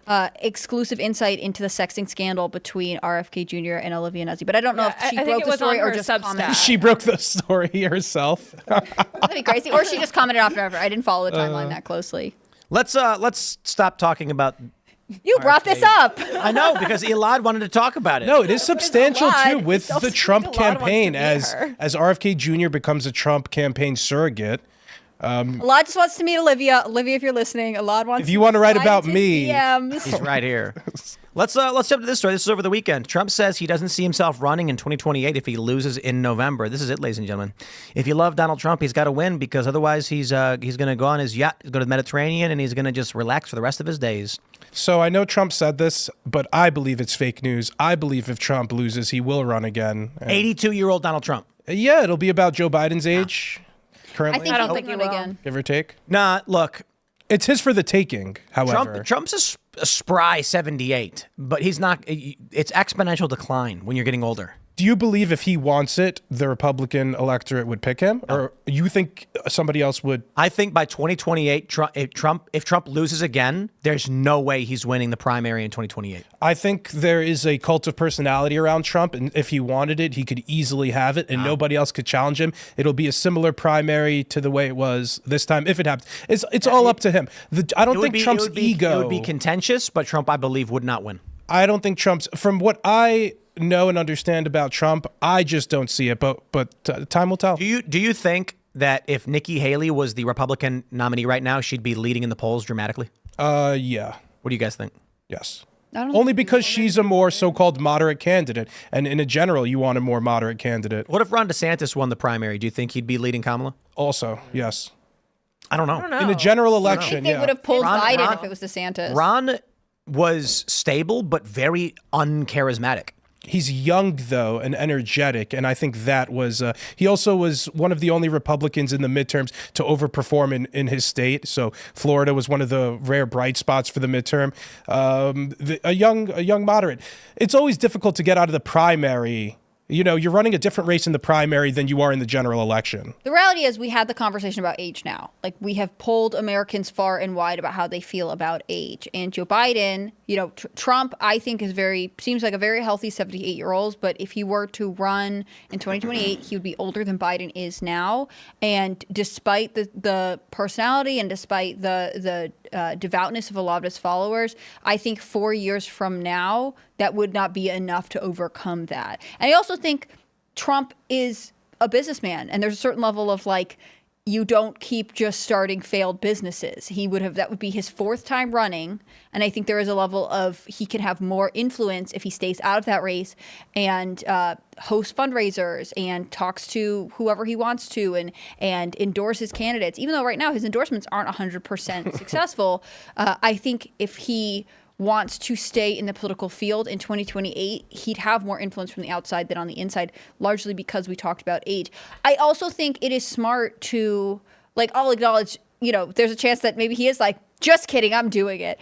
But I think it is good to tell your followers, if they are that devoted to you, like, it is now or never. If you want another Trump presidency, you have to go to the polls in November. Well, that's why he has to say this regardless. And he should say it stronger. Yeah. Because this was kind of passive. He was just simply asked, during an interview, he was asked, you know, will you run again? He says, no, I think that will be it. I don't see it. I don't see that at all. He was talking with Cheryl Atkinson. Hopefully we're going to be successful. It would be easier if I did it contiguous, he said, launching his 2024 bid after losing 2020 race to Biden. Asked what positions Elon Musk, Gabbard, and Kennedy would hold for a potential second Trump administration.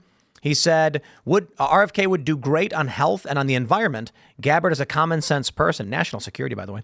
And on Musk, he said, Elon is Elon, noting the tech giant probably has a couple other things to do and applauding him as a big cost cutter. He's going to run the Department of Governmental Efficiency, DOJ, as it were. But I think Trump should be really strong on this messaging. He should come out and say at his rallies, you know, this is the big one. If you're a Trump fan, if you want to see the work get done, this is it. You have to do everything you can.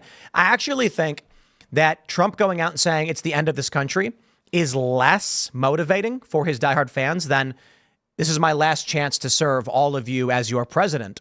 You will not see me again in 2028. Let's be real. I'll be 82, but I can serve until then. If you choose me, that's going to motivate the Trump diehards masterfully. I'm seeing some reporting that he also said this in 2020, but he wouldn't run in 2024. He wouldn't run in 2024. Yeah. I mean, but at 82, he ain't running. No, there's no way. I mean, there's already been an age discussion now. As soon as Joe Biden got off of the ticket and they put in Kamala Harris, all of a sudden age was an issue. And they're like, oh, well, Donald Trump is way too old. Like, Kamala Harris is young woman. We need to elect her. And so I don't foresee in 2028 him being able to run and the left not using that to their advantage even. But do you think it's for the taking, though? Like, if he wanted it, he could be in 2028. I do not think he can win a primary. For the taking. Wow. Look, already in 23, in early 23 and 22, Ron DeSantis was leading all the prediction markets to win. The problem was when Ron DeSantis stepped up to the plate, he just let off a big fart. Crumbled. Figuratively. Yeah. You know, his campaign launch on X was, I'm going to lead the great American comeback. And everyone's like, well, that was uninspiring. What happened? Here's this guy who led Florida so well. And when he steps to the microphone, he goes, hi, I'm going to lead the great American comeback. And they're just like, It made me wonder who was on his campaign staff. Like, I can understand why you wanted to use X as a platform. They attacked. They attacked all their allies. It was insane. This is a message too for all the Trump diehards because they're like, "Oh, Tim's talking about this again." Yeah, because Ron DeSantis had these super annoying surrogates who literally went on X and figuratively just dumped all over the floor for no reason. All of a sudden, the DeSantis campaign started attacking me, and I'm like, "Why is Christina Pushaw attacking me? I didn't say anything about her." I'm like, she just decided one day, you know what? I want Ron to lose. And then I argued, I think she must be a secret Trump operative because she's sabotaging Ron DeSantis. He actually was, in the beginning, had a great chance. He was 2-1 over Trump. And then you watch him go down and Trump pick up. And then you have these diehard DeSantis guys who just literally were vicious and insulting and super annoying. And it was just like, dude, get away from me. You guys suck. I don't think DeSantis could have won based on his performance being so miserable, his inability to lead a team. You know, Nikki Haley probably, I think right now might be doing better than Ron DeSantis was, but I don't think Nikki Haley mustered up the support that Trump could generate. And I think the problem is too many of the MAGA individuals would not vote for Nikki Haley. Donald Trump has the MAGA base. These are populist, right-leaning individuals with a libertarian overlap. You can see that in the Mises Caucus. Nikki Haley has neocons. If she were to win, I think you lose way too many MAGA people saying they refuse to vote, and then Kamala wins. I think Trump still was the best bet. I think in 2028, there's no way Donald Trump, if he tried to run, would actually win again. But that being said, I don't know who the contenders are going to be. I mean, Vivek Ramaswamy, maybe? Probably more of the same. Probably a Nikki Haley again. Probably another DeSantis. I mean, Vivek is the smartest guy in politics right now. And I don't just mean his understanding of the issues. He understands people very well, and he knows how to communicate. That dude is fantastic. I'm a big fan. I'd like to see him do more. In 2028, I don't think the MAGA base would be big enough and have the same energy that we have right now to actually win an election in 2028. That's the only reason why I don't think Trump would be a good pick for the GOP or for the Republican Party to platform in the next election. I do think it's time for somebody else. Like, imagine like Vivek being up against Kamala. Like, if Kamala is able to run again, is she able to run again? Yeah, she can. Yeah, like in the event, you know, if she wins, she runs again in 2028. I 100% think putting someone like Vivek would be a way better chance of the Republican Party being able to win. You have someone who's just, I think, at a more equal stature of age, and Vivek could out debate Kamala any day. And the question of what does the MAGA base do for 4 years? If we get another 4 years of Democratic presidency, I mean, they are going to continue to do something. And I think the reality is probably they would become divided on their issues. I mean, movements have momentum, but they are not always.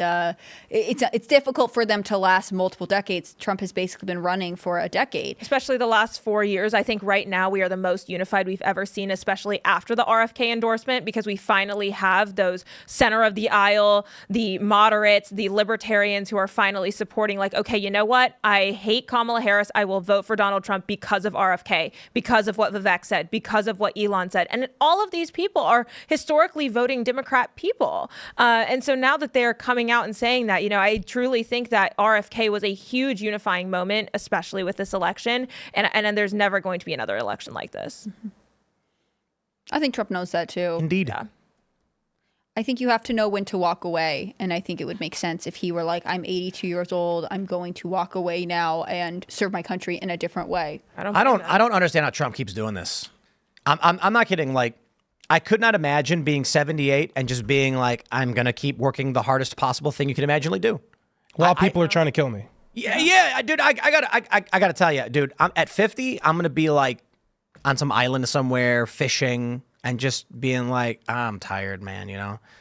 Trump is a machine. Especially all his kids and his grandkids. He does it for us. I'm willing to bet that if Trump got his testosterone levels checked, it's going to be like 1,000, like some ridiculous number. He's an old man. It shouldn't be that high, but something's wrong with him. He should be sitting down with a big old belly on a beach as an old man enjoying his retirement. But instead, he's working as hard as he possibly can for a man his age, especially to try and be the president. And they tried to kill him twice in 2 months. And he's like, my resolve has not faltered. And it's just like, geez, dude. Keeps going. Whatever's in those Trump genes. He sleeps like 5-6 hours, maybe a night. Like, he never sleeps, constantly on the go. Did you know that Sam Elliott was the voice of the Yes. Lincoln Pride? Oh, Yeah. okay. That's hilarious. Who is that? The What? cowboy guy. He's in all those movies. He's in all the movies, but in my like major modern memory of him is when he was sort of like a weird crunchy granola hippie on Parks and Rec. Do you remember that? I don't know if you guys seen that show. No, but we're going to go to Super Chats, my friends. So smash that like button, subscribe to this channel, share the show. If everybody who watched right now shared this on all their social media platforms, we'd be the biggest live stream in news on the internet. You heard that. That's what I said. But we're going to have that members only show coming up for you at 10 p.m. You don't want to miss it. It'll be over at timcast.com. So go to timcast.com, click join us, become a member. And of course, there's one big story we didn't get into, which we're not going to get into, and that is the abrupt announcement of the Commander Magic the Gathering bans, Jeweled Lotus, Monocrypt, Dockside Extortionist, and Nadu. We are shocked by this. The community has been rocked. It is one of the biggest scandals in tabletop gaming. And it's the apocalypse for many small businesses upon hearing this. As silly as it may be, I'll give you the actual gist of it. Collectible cards banned without warning, with no discussion. Nobody saw this coming. Cards that were worth $200 to $800 that many small businesses had invested in it as collector shops are now worth $0 overnight, shattering some of the holdings of some of these small business and small card shops. You go to these shops, sell baseball cards, magic cards, Pokemon cards. They just lost $10,000 to $20,000 in inventory with a finger snap. So it certainly is in the gaming space and tabletop space a major scandal, which we will not talk about, but I'm sure someone might super chat about it if you guys care. All right. Ja S says, hey, y'all. Hey. Scooby Dragon says, howdy, people. Look at that. You guys got those first super chats. All right. Pinochet's helicopter tour says in the bounty letter, how do you know he would fail? That's why I think the assumption is he told the guy, if something happens to me, open this box. And the guy went, sure. Because he was hoping that he'd get away with it, right? Furious George says Trash House should remake Billy Joel's We Didn't Start the Fire with updated lyrics for the modern day craziness. That is such an incredibly hard thing to do. It's incredible. Billy Joel, fantastic job. Fall Out Boy did a modern version of it, but my understanding is it was not in chronological order. Really? So people, I don't know, was the original in chronological order? I guess it was. And then Fall Out Boys wasn't or something. I don't know enough about it. Vector Man says, one of our cats went missing a week ago. We think a coyote got him. Rip Whitey. Did you see the video of the mountain lion with Oreo, the cat? No. The mom's filming the glass door, and there's a mountain lion, a cougar, growling. And there's their cat's dead behind it. And she's like, it's a cougar. It got Oreo. And the kid's like, what's happening? She's like, get back, get back. And I just posted the meme of Danny DeVito, and I'm like, so I started blasting. The rule in West Virginia, we don't have cougars here, is that you can only shoot them if they're an actual threat to you or property. If it's killing your pets, then you can defend yourself. But you're not supposed to harm, a lot of animals like that. How does this guy know it's a coyote? Maybe it was one of his neighbors. I was going to say, what state do you live in? Yeah. Just let us know. Yeah, Come help. perhaps. Save Oreo. Jacob Hawley says, my half-brother is in the Navy, and they are being sent to the Middle East. They just served lobster to him and his crew. That's a bad sign if you know anything about being deployed. It means they expect combat. I think they know Trump's winning and want to start a war. Is that it? Do they prepare lobster and steak as a kind of wink, wink? It's a secret sign. Like, we can't tell you. We know it's coming, but you're getting lobster. We need to bring a military veteran in who's been deployed to a combat zone and see what they say. I mean, that's what it basically sounds like. It would be pretty. Could you even, would you sit there and eat it, or would you just be like, oh, so now I know what's going to happen? Many American troops are in the Mediterranean, in the Middle East, are kind of there as deterrents and are sitting ducks, similar to the way we have American service members in Korea kind of just sit there as sitting ducks as deterrents. So it's like a nerve-wracking position for many of our service members to be in, but I hope our commander-in-chief instills more confidence in them, and Lloyd Austin isn't getting surgery somewhere where he isn't telling us where he is or something. All right, Kalishnikov says, I used to be a fan of Timcast IRL, but lately I've been mystically encapsulated by the Talk To A podcast with their wisdom and intellect on modern and historical socio-political controversies. It's a meme, and everyone's posting this meme of Hawk Tua, and they're like, wow, I am enthralled by Talk Tua's take on, post-World War II East Germany and the Soviet bloc. And then they make a fake quote where it's like talking about the Frankfurt School and like how it led up to Weimar Germany and the rise of the Nazis. And then there's they're just making it, the joke is the most vapid podcast you could probably imagine. I feel kind of bad for, I feel as bad as I can feel for an individual who's a millionaire for saying that she spits on dudes' cocks. Congratulations, I guess. And there's this funny meme where it's like capitalism is the greatest system for distributing wealth in a society. And then it shows Hawk to a girl, and it's like, talk about spitting on dick for 5 seconds in video, become instant millionaire. You wage slave, work 40 hours a week for 40 years and can't afford retirement. And but that is the market. I was going to say, she's going to do fine because if people are making fun of her, she already went through that and she became rich off of it. Her podcast is also, I think, number 4 right now on Spotify chart, which is insane.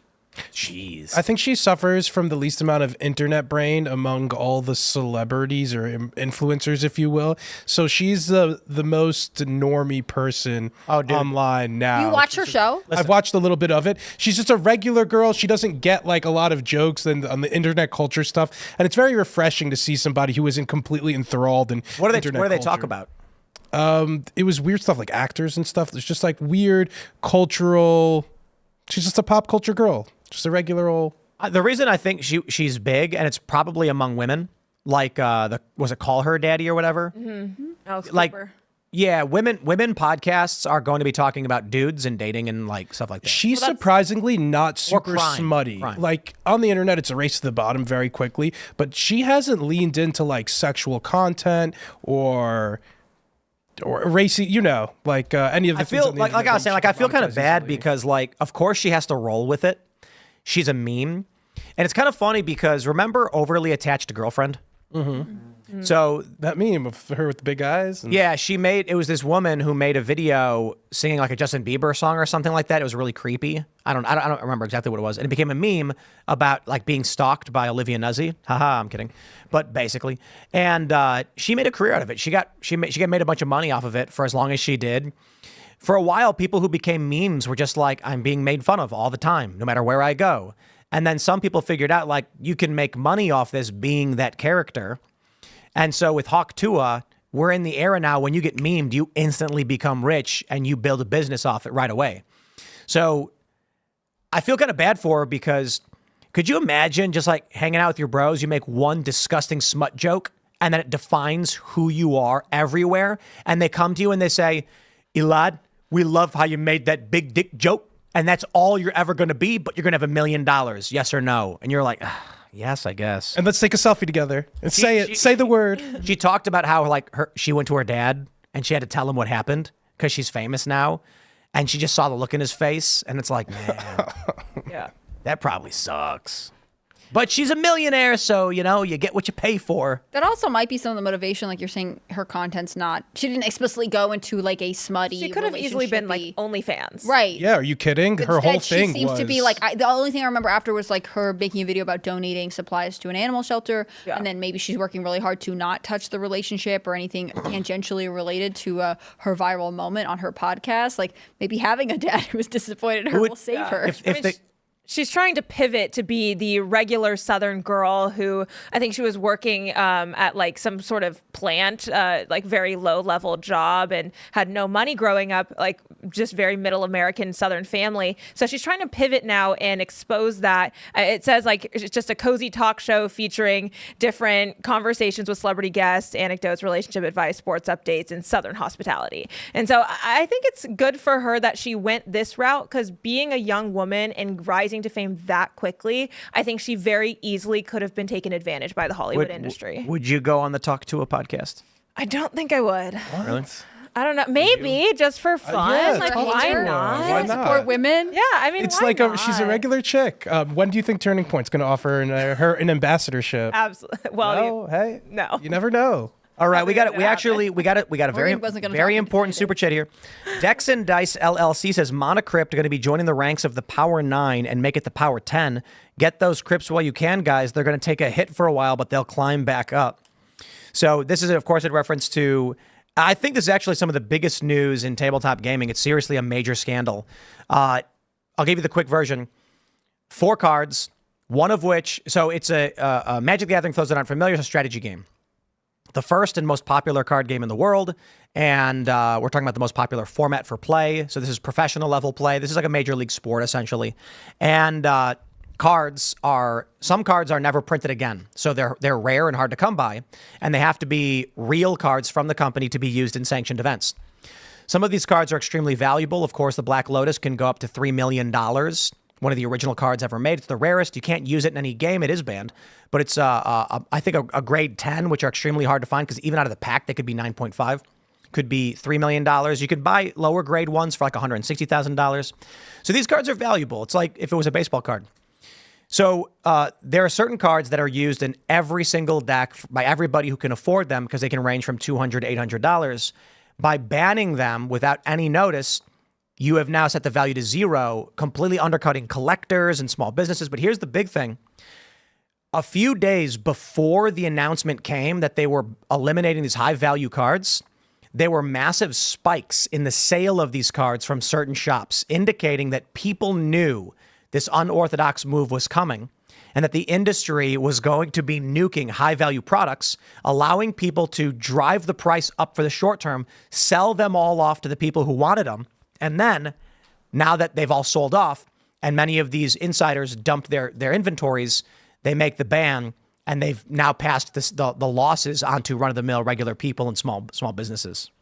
So yeah, people is mad. But there is some speculation that they'll have to reverse this because of how shocking and offensive it is in the move. Yeah. All right, let's go. Raigeki says, you guys should check out the game Victoria 3, which is a politics and economy game that takes place from 1836 to 1936, and you can really see the impacts of laws and economy on people's stances of living. Very cool. Michael Beacon says the issue with the bounty is that it could be to overwhelm security with stupid and desperate attempts, so the real one gets through. Man, I got fall allergies there. Bad. All right. Western Body says, enjoy your show. Whole office laid off. You made the cut. Wow, what does that mean? The whole office was laid off? I think we're in a recession. I think they're lying. You know, the jobs report was revised down by almost 1 million. And looking at our ad rates and CPMs, in an election year, they should be super high because two things happen. Political campaigns dump a massive influx of cash into the ad market. So all of a sudden, you should be selling all your inventory. So if you have a show and you have 10 ad slots, they're sold out because politicians are trying to buy, right? So competition becomes fierce, but competition also drives up the price. More money in the market, more competition means higher prices and more money to pay those higher prices. Everybody should be seeing higher ad rates. We're not, which is indicative of one potentiality. When ad rates plummet, small businesses are failing. They're not advertising anymore. However, it could be a combination of the economy has taken a downturn, politics are infusing, so we're remaining stable. So we'll see. We'll see. All right, let's go. Craig Sneed says Ron DeSantis and the Florida State AG forced the FBI and DOJ to release the letter so they can take control of the case and bury any other information. This will now become a black hole, just like Butler, PA. Well, Indeed. That's a cynical take. Maybe not wrong, but cynical. All right. Hyena says, hey, mate, saw you doing the cover of Overkill the other day. Epic. As an Australian, I feel honored. Keep up the great work. Coffee is great, by the way. Mr. Bocus Pumpkin Spice was my favorite. Men at Work is one of the greatest bands of all time. Everyone agrees. I am telling you this. And Overkill is also one of the greatest songs. And I did play part of it. And I don't know how to play. I can't play the solo. I can only play part of it. I could just learn how to play it. I don't know. I just never did. But, great song. I played it on Sunday on the morning show. I did a couple of songs as we're promoting the new song release, Coming Home, which will be on Friday. Son of Liberty says people cannot afford kids. Women have to work to pick up bills nowadays, in turn taking womanhood away from them forcibly. If the woman has to work, they can't be an effective mother. I wonder if this is the intentional play. Only men who are able to make lots of money can be fathers. Women who are forced to work, like they're creating an artificial selection almost. Make women have to work, and only the best men will choose the best women, and the best men will make tons of money, and then they'll have kids, and the impoverished won't have kids, and then that's how you...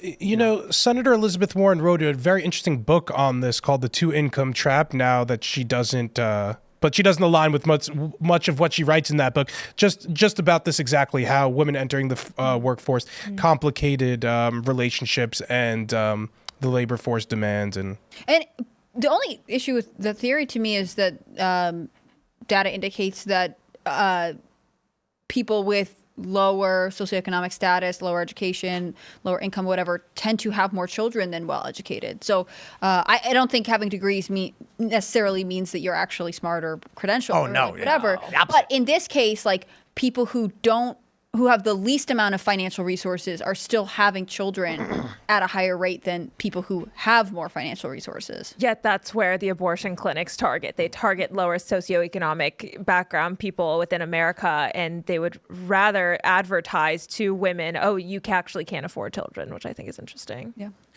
Dr. Fauci's prison butt says you need to have Rudyard Lynch of What If All History channel on. He's a brilliant Gen Z historian. His views on new Civil War are illuminating. Agreed. I think we've reached out to him before. We'll definitely reach out to have him on. I think we might be having him on soon. I don't know. We've been talking about having him on for a while. Let me just check the old list here. Because I think we were talking about having him come on at some time soon. So who do we got coming on? We got Avi Yemeni coming on soon. He's great. We love him. Great. He'll be on soon. Dallas Sanier will be coming. He works with Daily Wire. He makes movies. Very fun. Dinesh D'Souza will be here tomorrow. That'll be fun. We're big fans. We like that guy. But no Rudyard. We'll get him on the list. What If Altist is great. I watch a lot of his videos. Yeah, good videos. I've actually seen him reference you in his videos before. Has he? Yeah, in a positive way about like the way media is transforming. So it'd be interesting and a fun time to have him on. Great guest, I'm sure. Yeah. OMG Puppy says, walk softly and carry a big stick. As Teddy Roosevelt said, we've done the opposite, meddling everywhere in the world, and our new weapon systems are expensive junk. Yikes. That's terrifying. Based Jew says, have you guys been in touch with Carrie Lake at all? She's been MIA this election season. What do you mean? She's running for the Senate in Arizona. Mm-hmm. She's been on the campaign trail. Yeah. Does she get to run again if she doesn't win? Are we letting her just keep running again? But she's not that old. Yeah, I guess so. But this would be what, her third? If she yeah, doesn't, but she's running. She ran for governor, and some weird stuff happened. The ballots were printed wrong and stopped working, and they said nothing to see here. Maricopa County. Yep. Well, there's a lot of Republican beefing in Arizona. I don't know. Morgan, remember when they came there? She released the audio where they were like, "You need to quit, and we're going to give you money or whatever." There was a lot of stuff, and then with also Blake Masters and like another guy running there, and I think Trump did a co-endorsement of two people in a Republican primary there, which was outrageous, very Trumpian. But good old Arizona. Jason Hutchinson says Sam Elliott is dead to me. Dude, it's kind of wild how these people are willing to sacrifice their careers for this stuff. Like I think the interesting thing about Taylor Swift and Hayley Williams is that their fan base is like 30. A lot of people think Taylor Swift's fan base is little girls. They're millennials. Yeah, they're millennials. Grown woman. Millennials grew up with these artists. Yep. And so when they come out and they're like, oh, hey, well, what I'll say about this is Taylor Swift said, I like Kamala for these reasons. Okay, it's optimistic. It's a positive message. Hayley Williams came out and insulted and lied about Donald Trump with a script. If she just came out and said, I'm voting for Kamala, we'd all say, yeah, we get it. You're a celebrity. But coming out and lying about Donald Trump, and it was crazy. It was like, it was a hoax. She's pushing this 2025 hoax, is insulting to people who are fans of Paramore who are not liberals. I think she was blackmailed or she was being paid a ridiculous amount of money. There's something that does not add up of her doing that. To me, doesn't make sense. Well, it's quote unquote blackmail. It's their last none of their latest singles have charted. Well, they've done minimal charts on like the U.S. rock charts, but not Hot 100 anymore. And none of them are hitting platinum or gold. I think the latest album they released didn't get certified even gold. Yeah. And that's like, you're out, okay? Because gold is 500,000 sales. I think it's just an issue of they go to her and they say, if you want to stay here and play these shows, you got to be on board with us. Which is so interesting because she just opened for the Eras Tour with Taylor Swift. And like, yes, but do you know what that looks like? Pretty bad since she's not charting. The stadiums are empty and people are piling in. They're checking in to see Taylor. And when you look at the videos of the Eras Tour with Paramore opening, the stands are mostly empty. Yeah. Sometimes I was at one of the shows and you're correct. It was not completely full during her. Well, it's because a lot of them they're the opening act. Yeah. So you're like, do we want to see the opening act? I might sit down, maybe not. They're not as big of fans. Taylor Swift is a megastar. I mean, congratulations, good for them to do it. But I think they probably go to these artists and they say, we will never book you again. The first thing they say is, hey, would you be interested in doing a statement in support of Kamala? And most of them probably just go, sure, whatever. That's it. Yeah. Some of them probably go, I don't know. I don't want to get involved in politics. It could be divisive. Then they'll say, well, look, we really want to book you for this big show, but if you're not going to be on board with this, we're all doing it. Now there's pressure. And if you go, look, I'm not going to endorse this. You don't got to book me. Then they start applying more pressure. It'll be like, why are you supporting Trump? Is that what you're trying to say? Because maybe I should make a phone call here and maybe we shouldn't be working with you. And then if you really push them, then they're going to be like, you're done in this industry. So it's quote unquote blackmail. Yep. Look at what they did with Matt Walsh. Am I racist? That none of the big entertainment publications would review it. Yeah. They ignored it. Then he's number 3 in the box office, and they're like, we got to write about it. Fine. And they still, I think, they still haven't released most reviews, most corporate outlets. They're going to keep ignoring it. Yeah, because Matt Walsh is not in line with their machine. Because it's not a movie, it's alt-right propaganda is what they're thinking. We can't talk about it because that would be endorsing platforming propaganda and hate that leads to the death of trans people is what they'd something. All right. Bo Barnett says hope and change. She is not only stealing Trump messaging, but going back to Obama stuff. She is an empty pantsuit. I really do feel like this campaign, maybe because they had to put it together so last minute, but it is a repeat of campaigns we've seen before with Democrats, which is a pick us because we're not Trump and he's so bad. And also with the Harris-Walz specific pairing, they're trying to be like Obama, Biden 2.0. Because Obama was like this cool, suave, younger guy. And, Biden was sort of his like doting BFF white guy friend who would like, there was all kinds of memes about this. And I think that's why what they think they can pull off. Unfortunately, neither one of the two people involved have the personalities to do this. No, but they're trying to make Kamala Harris be the charismatic one like Obama and appeal. Yes, that's why she's doing so many interviews. Clearly full of charisma. We've got 2 messages. First, a Green Clover says 6 tour vet. Steak and lobster is 100% a prelude to combat.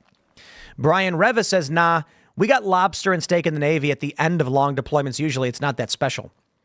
But what about before a deployment? That's interesting. Russ of the Frozen North says, I own a small card shop in Juneau, Alaska. I luckily just sold my last monocrypt and jeweled lotuses 2 weeks ago.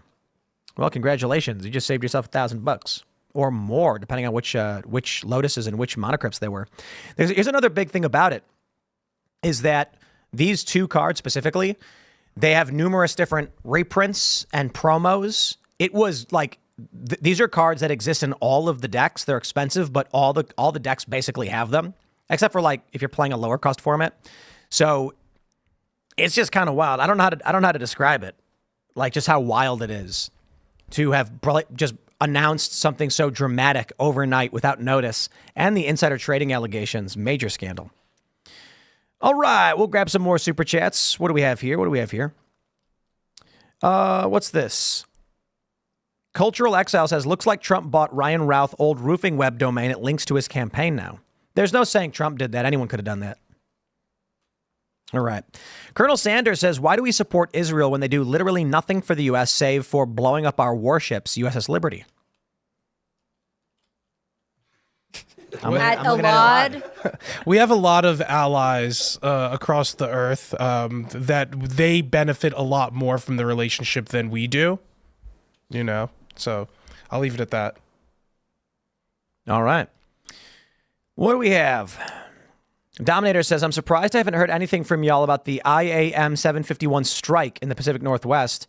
What is that one? I know the East Coast dock strike thing is going to be huge, and that's coming up real soon. So shipping is going to stop. Prices are going to skyrocket right before the election. Every union should go on strike right before the election just to drive up prices so that Trump wins. I'm kidding, by the way. That's a Bill Maher statement. But the prices going up right before an election is very bad for Kamala Harris.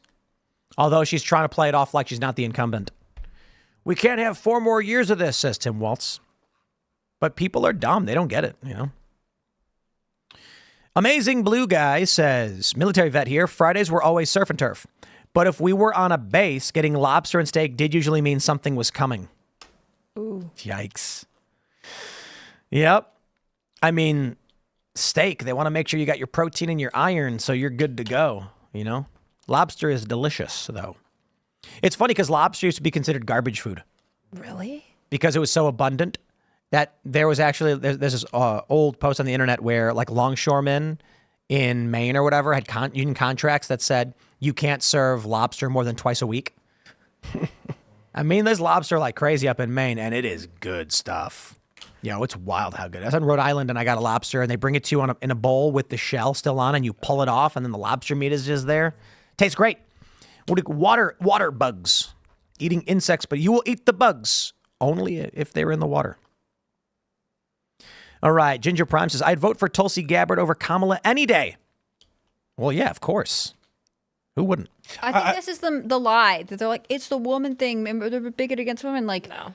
you know, again, some of us might be, but I think there are tons of Americans who'd vote for women. You just have to face the reality that you picked the worst one. You did not have an appealing woman. The right-wing rehabilitation of Tulsi Gabbard is kind of amazing, in my opinion. The fact that she was able to come out with all these anti-gun, these gun-grabbing statements in the past, and now we're just kind of willing to overlook it, and she's kind of like the anti-government, anti-tyrannical queen all of a sudden. I don't know. She's promoted on Fox News and all the right-wing media space. I don't know how she did that. So I guess that isolationist angle really worked well for her, but people are willing to overlook so much when Democrats are willing to walk away or be born again in this sort of way. So, well, look, the Democrats are celebrating Dick Cheney as a winning endorsement. Things are weird sometimes. Dominator says 33,000 people are on strike from Boeing. Is that true? Boeing has a huge strike right now. Wow, this is getting crazy, ladies and gentlemen. All right. Charlie Bentley says lobster before deployment sounds like a kid with cancer getting an unexpected visit from John Cena. Oi. Are they giving you the lobster and steak as like a you know what's coming? You know, that's what it sounds like. It sounds like some soldiers are getting a lot more lobster and steak than others in general. Like it depends on the side you're in. The Navy is like the fishermen in Maine. They're like, we get this all the time. All right, everybody, we're going to go to that members only show. So head over to timcast.com, click join us, become a member, join the Discord, watch the Uncensored show. It'll be on the front page in a couple of minutes. You don't want to miss it. It's not very family friendly, but it's always fun. And you as members get to call in to join the show and talk to us and our guest and be a part of this. So we really do appreciate your support. You can follow me on X at Timcast. Make sure you subscribe to this channel once again. Morgan, do you want to shout anything out? Yeah, shout out Turning Point USA and Turning Point Action. Let's get people registered to vote and get out and vote this November because we need to win this election. And if you guys want to follow me, if you can spell my name, you can find me Morgonn, and it's just Morgan. A lot of Yahoo. Thank you guys for tuning in. You guys can find me on platforms under that name. Hannah Claire. You're barely informed with a lot. I'm Hannah Claire Brimlow. I'm a writer for SCNR.com at Scanner News. Check out all their work. Chris Carr publishes there. So does Chris Bertman. So does Adrian Norman. A lot of really cool people. If you want to follow me, I'm on Instagram at HannahClaire.b and I'm on Twitter at HannahClaireB. Thanks for everything you do. Have a good night. So one last question from Default Anonymous asking, how much did I lose on my Magic card investment? You'll notice behind me, I have no Jeweled Lotuses or Monocrypts in my collection. I have an Ancestral Recall, Dual Lands, and an Alpha Lightning Bolt. But most of my decks do have those cards because they were staples. I'd estimate my overall losses at around $2,000. That is not very much in the grand scheme of my Magic the Gathering collection, to be completely honest. All right, everybody, we're going to see you all over at timcast.com in about a minute. Thanks for hanging out.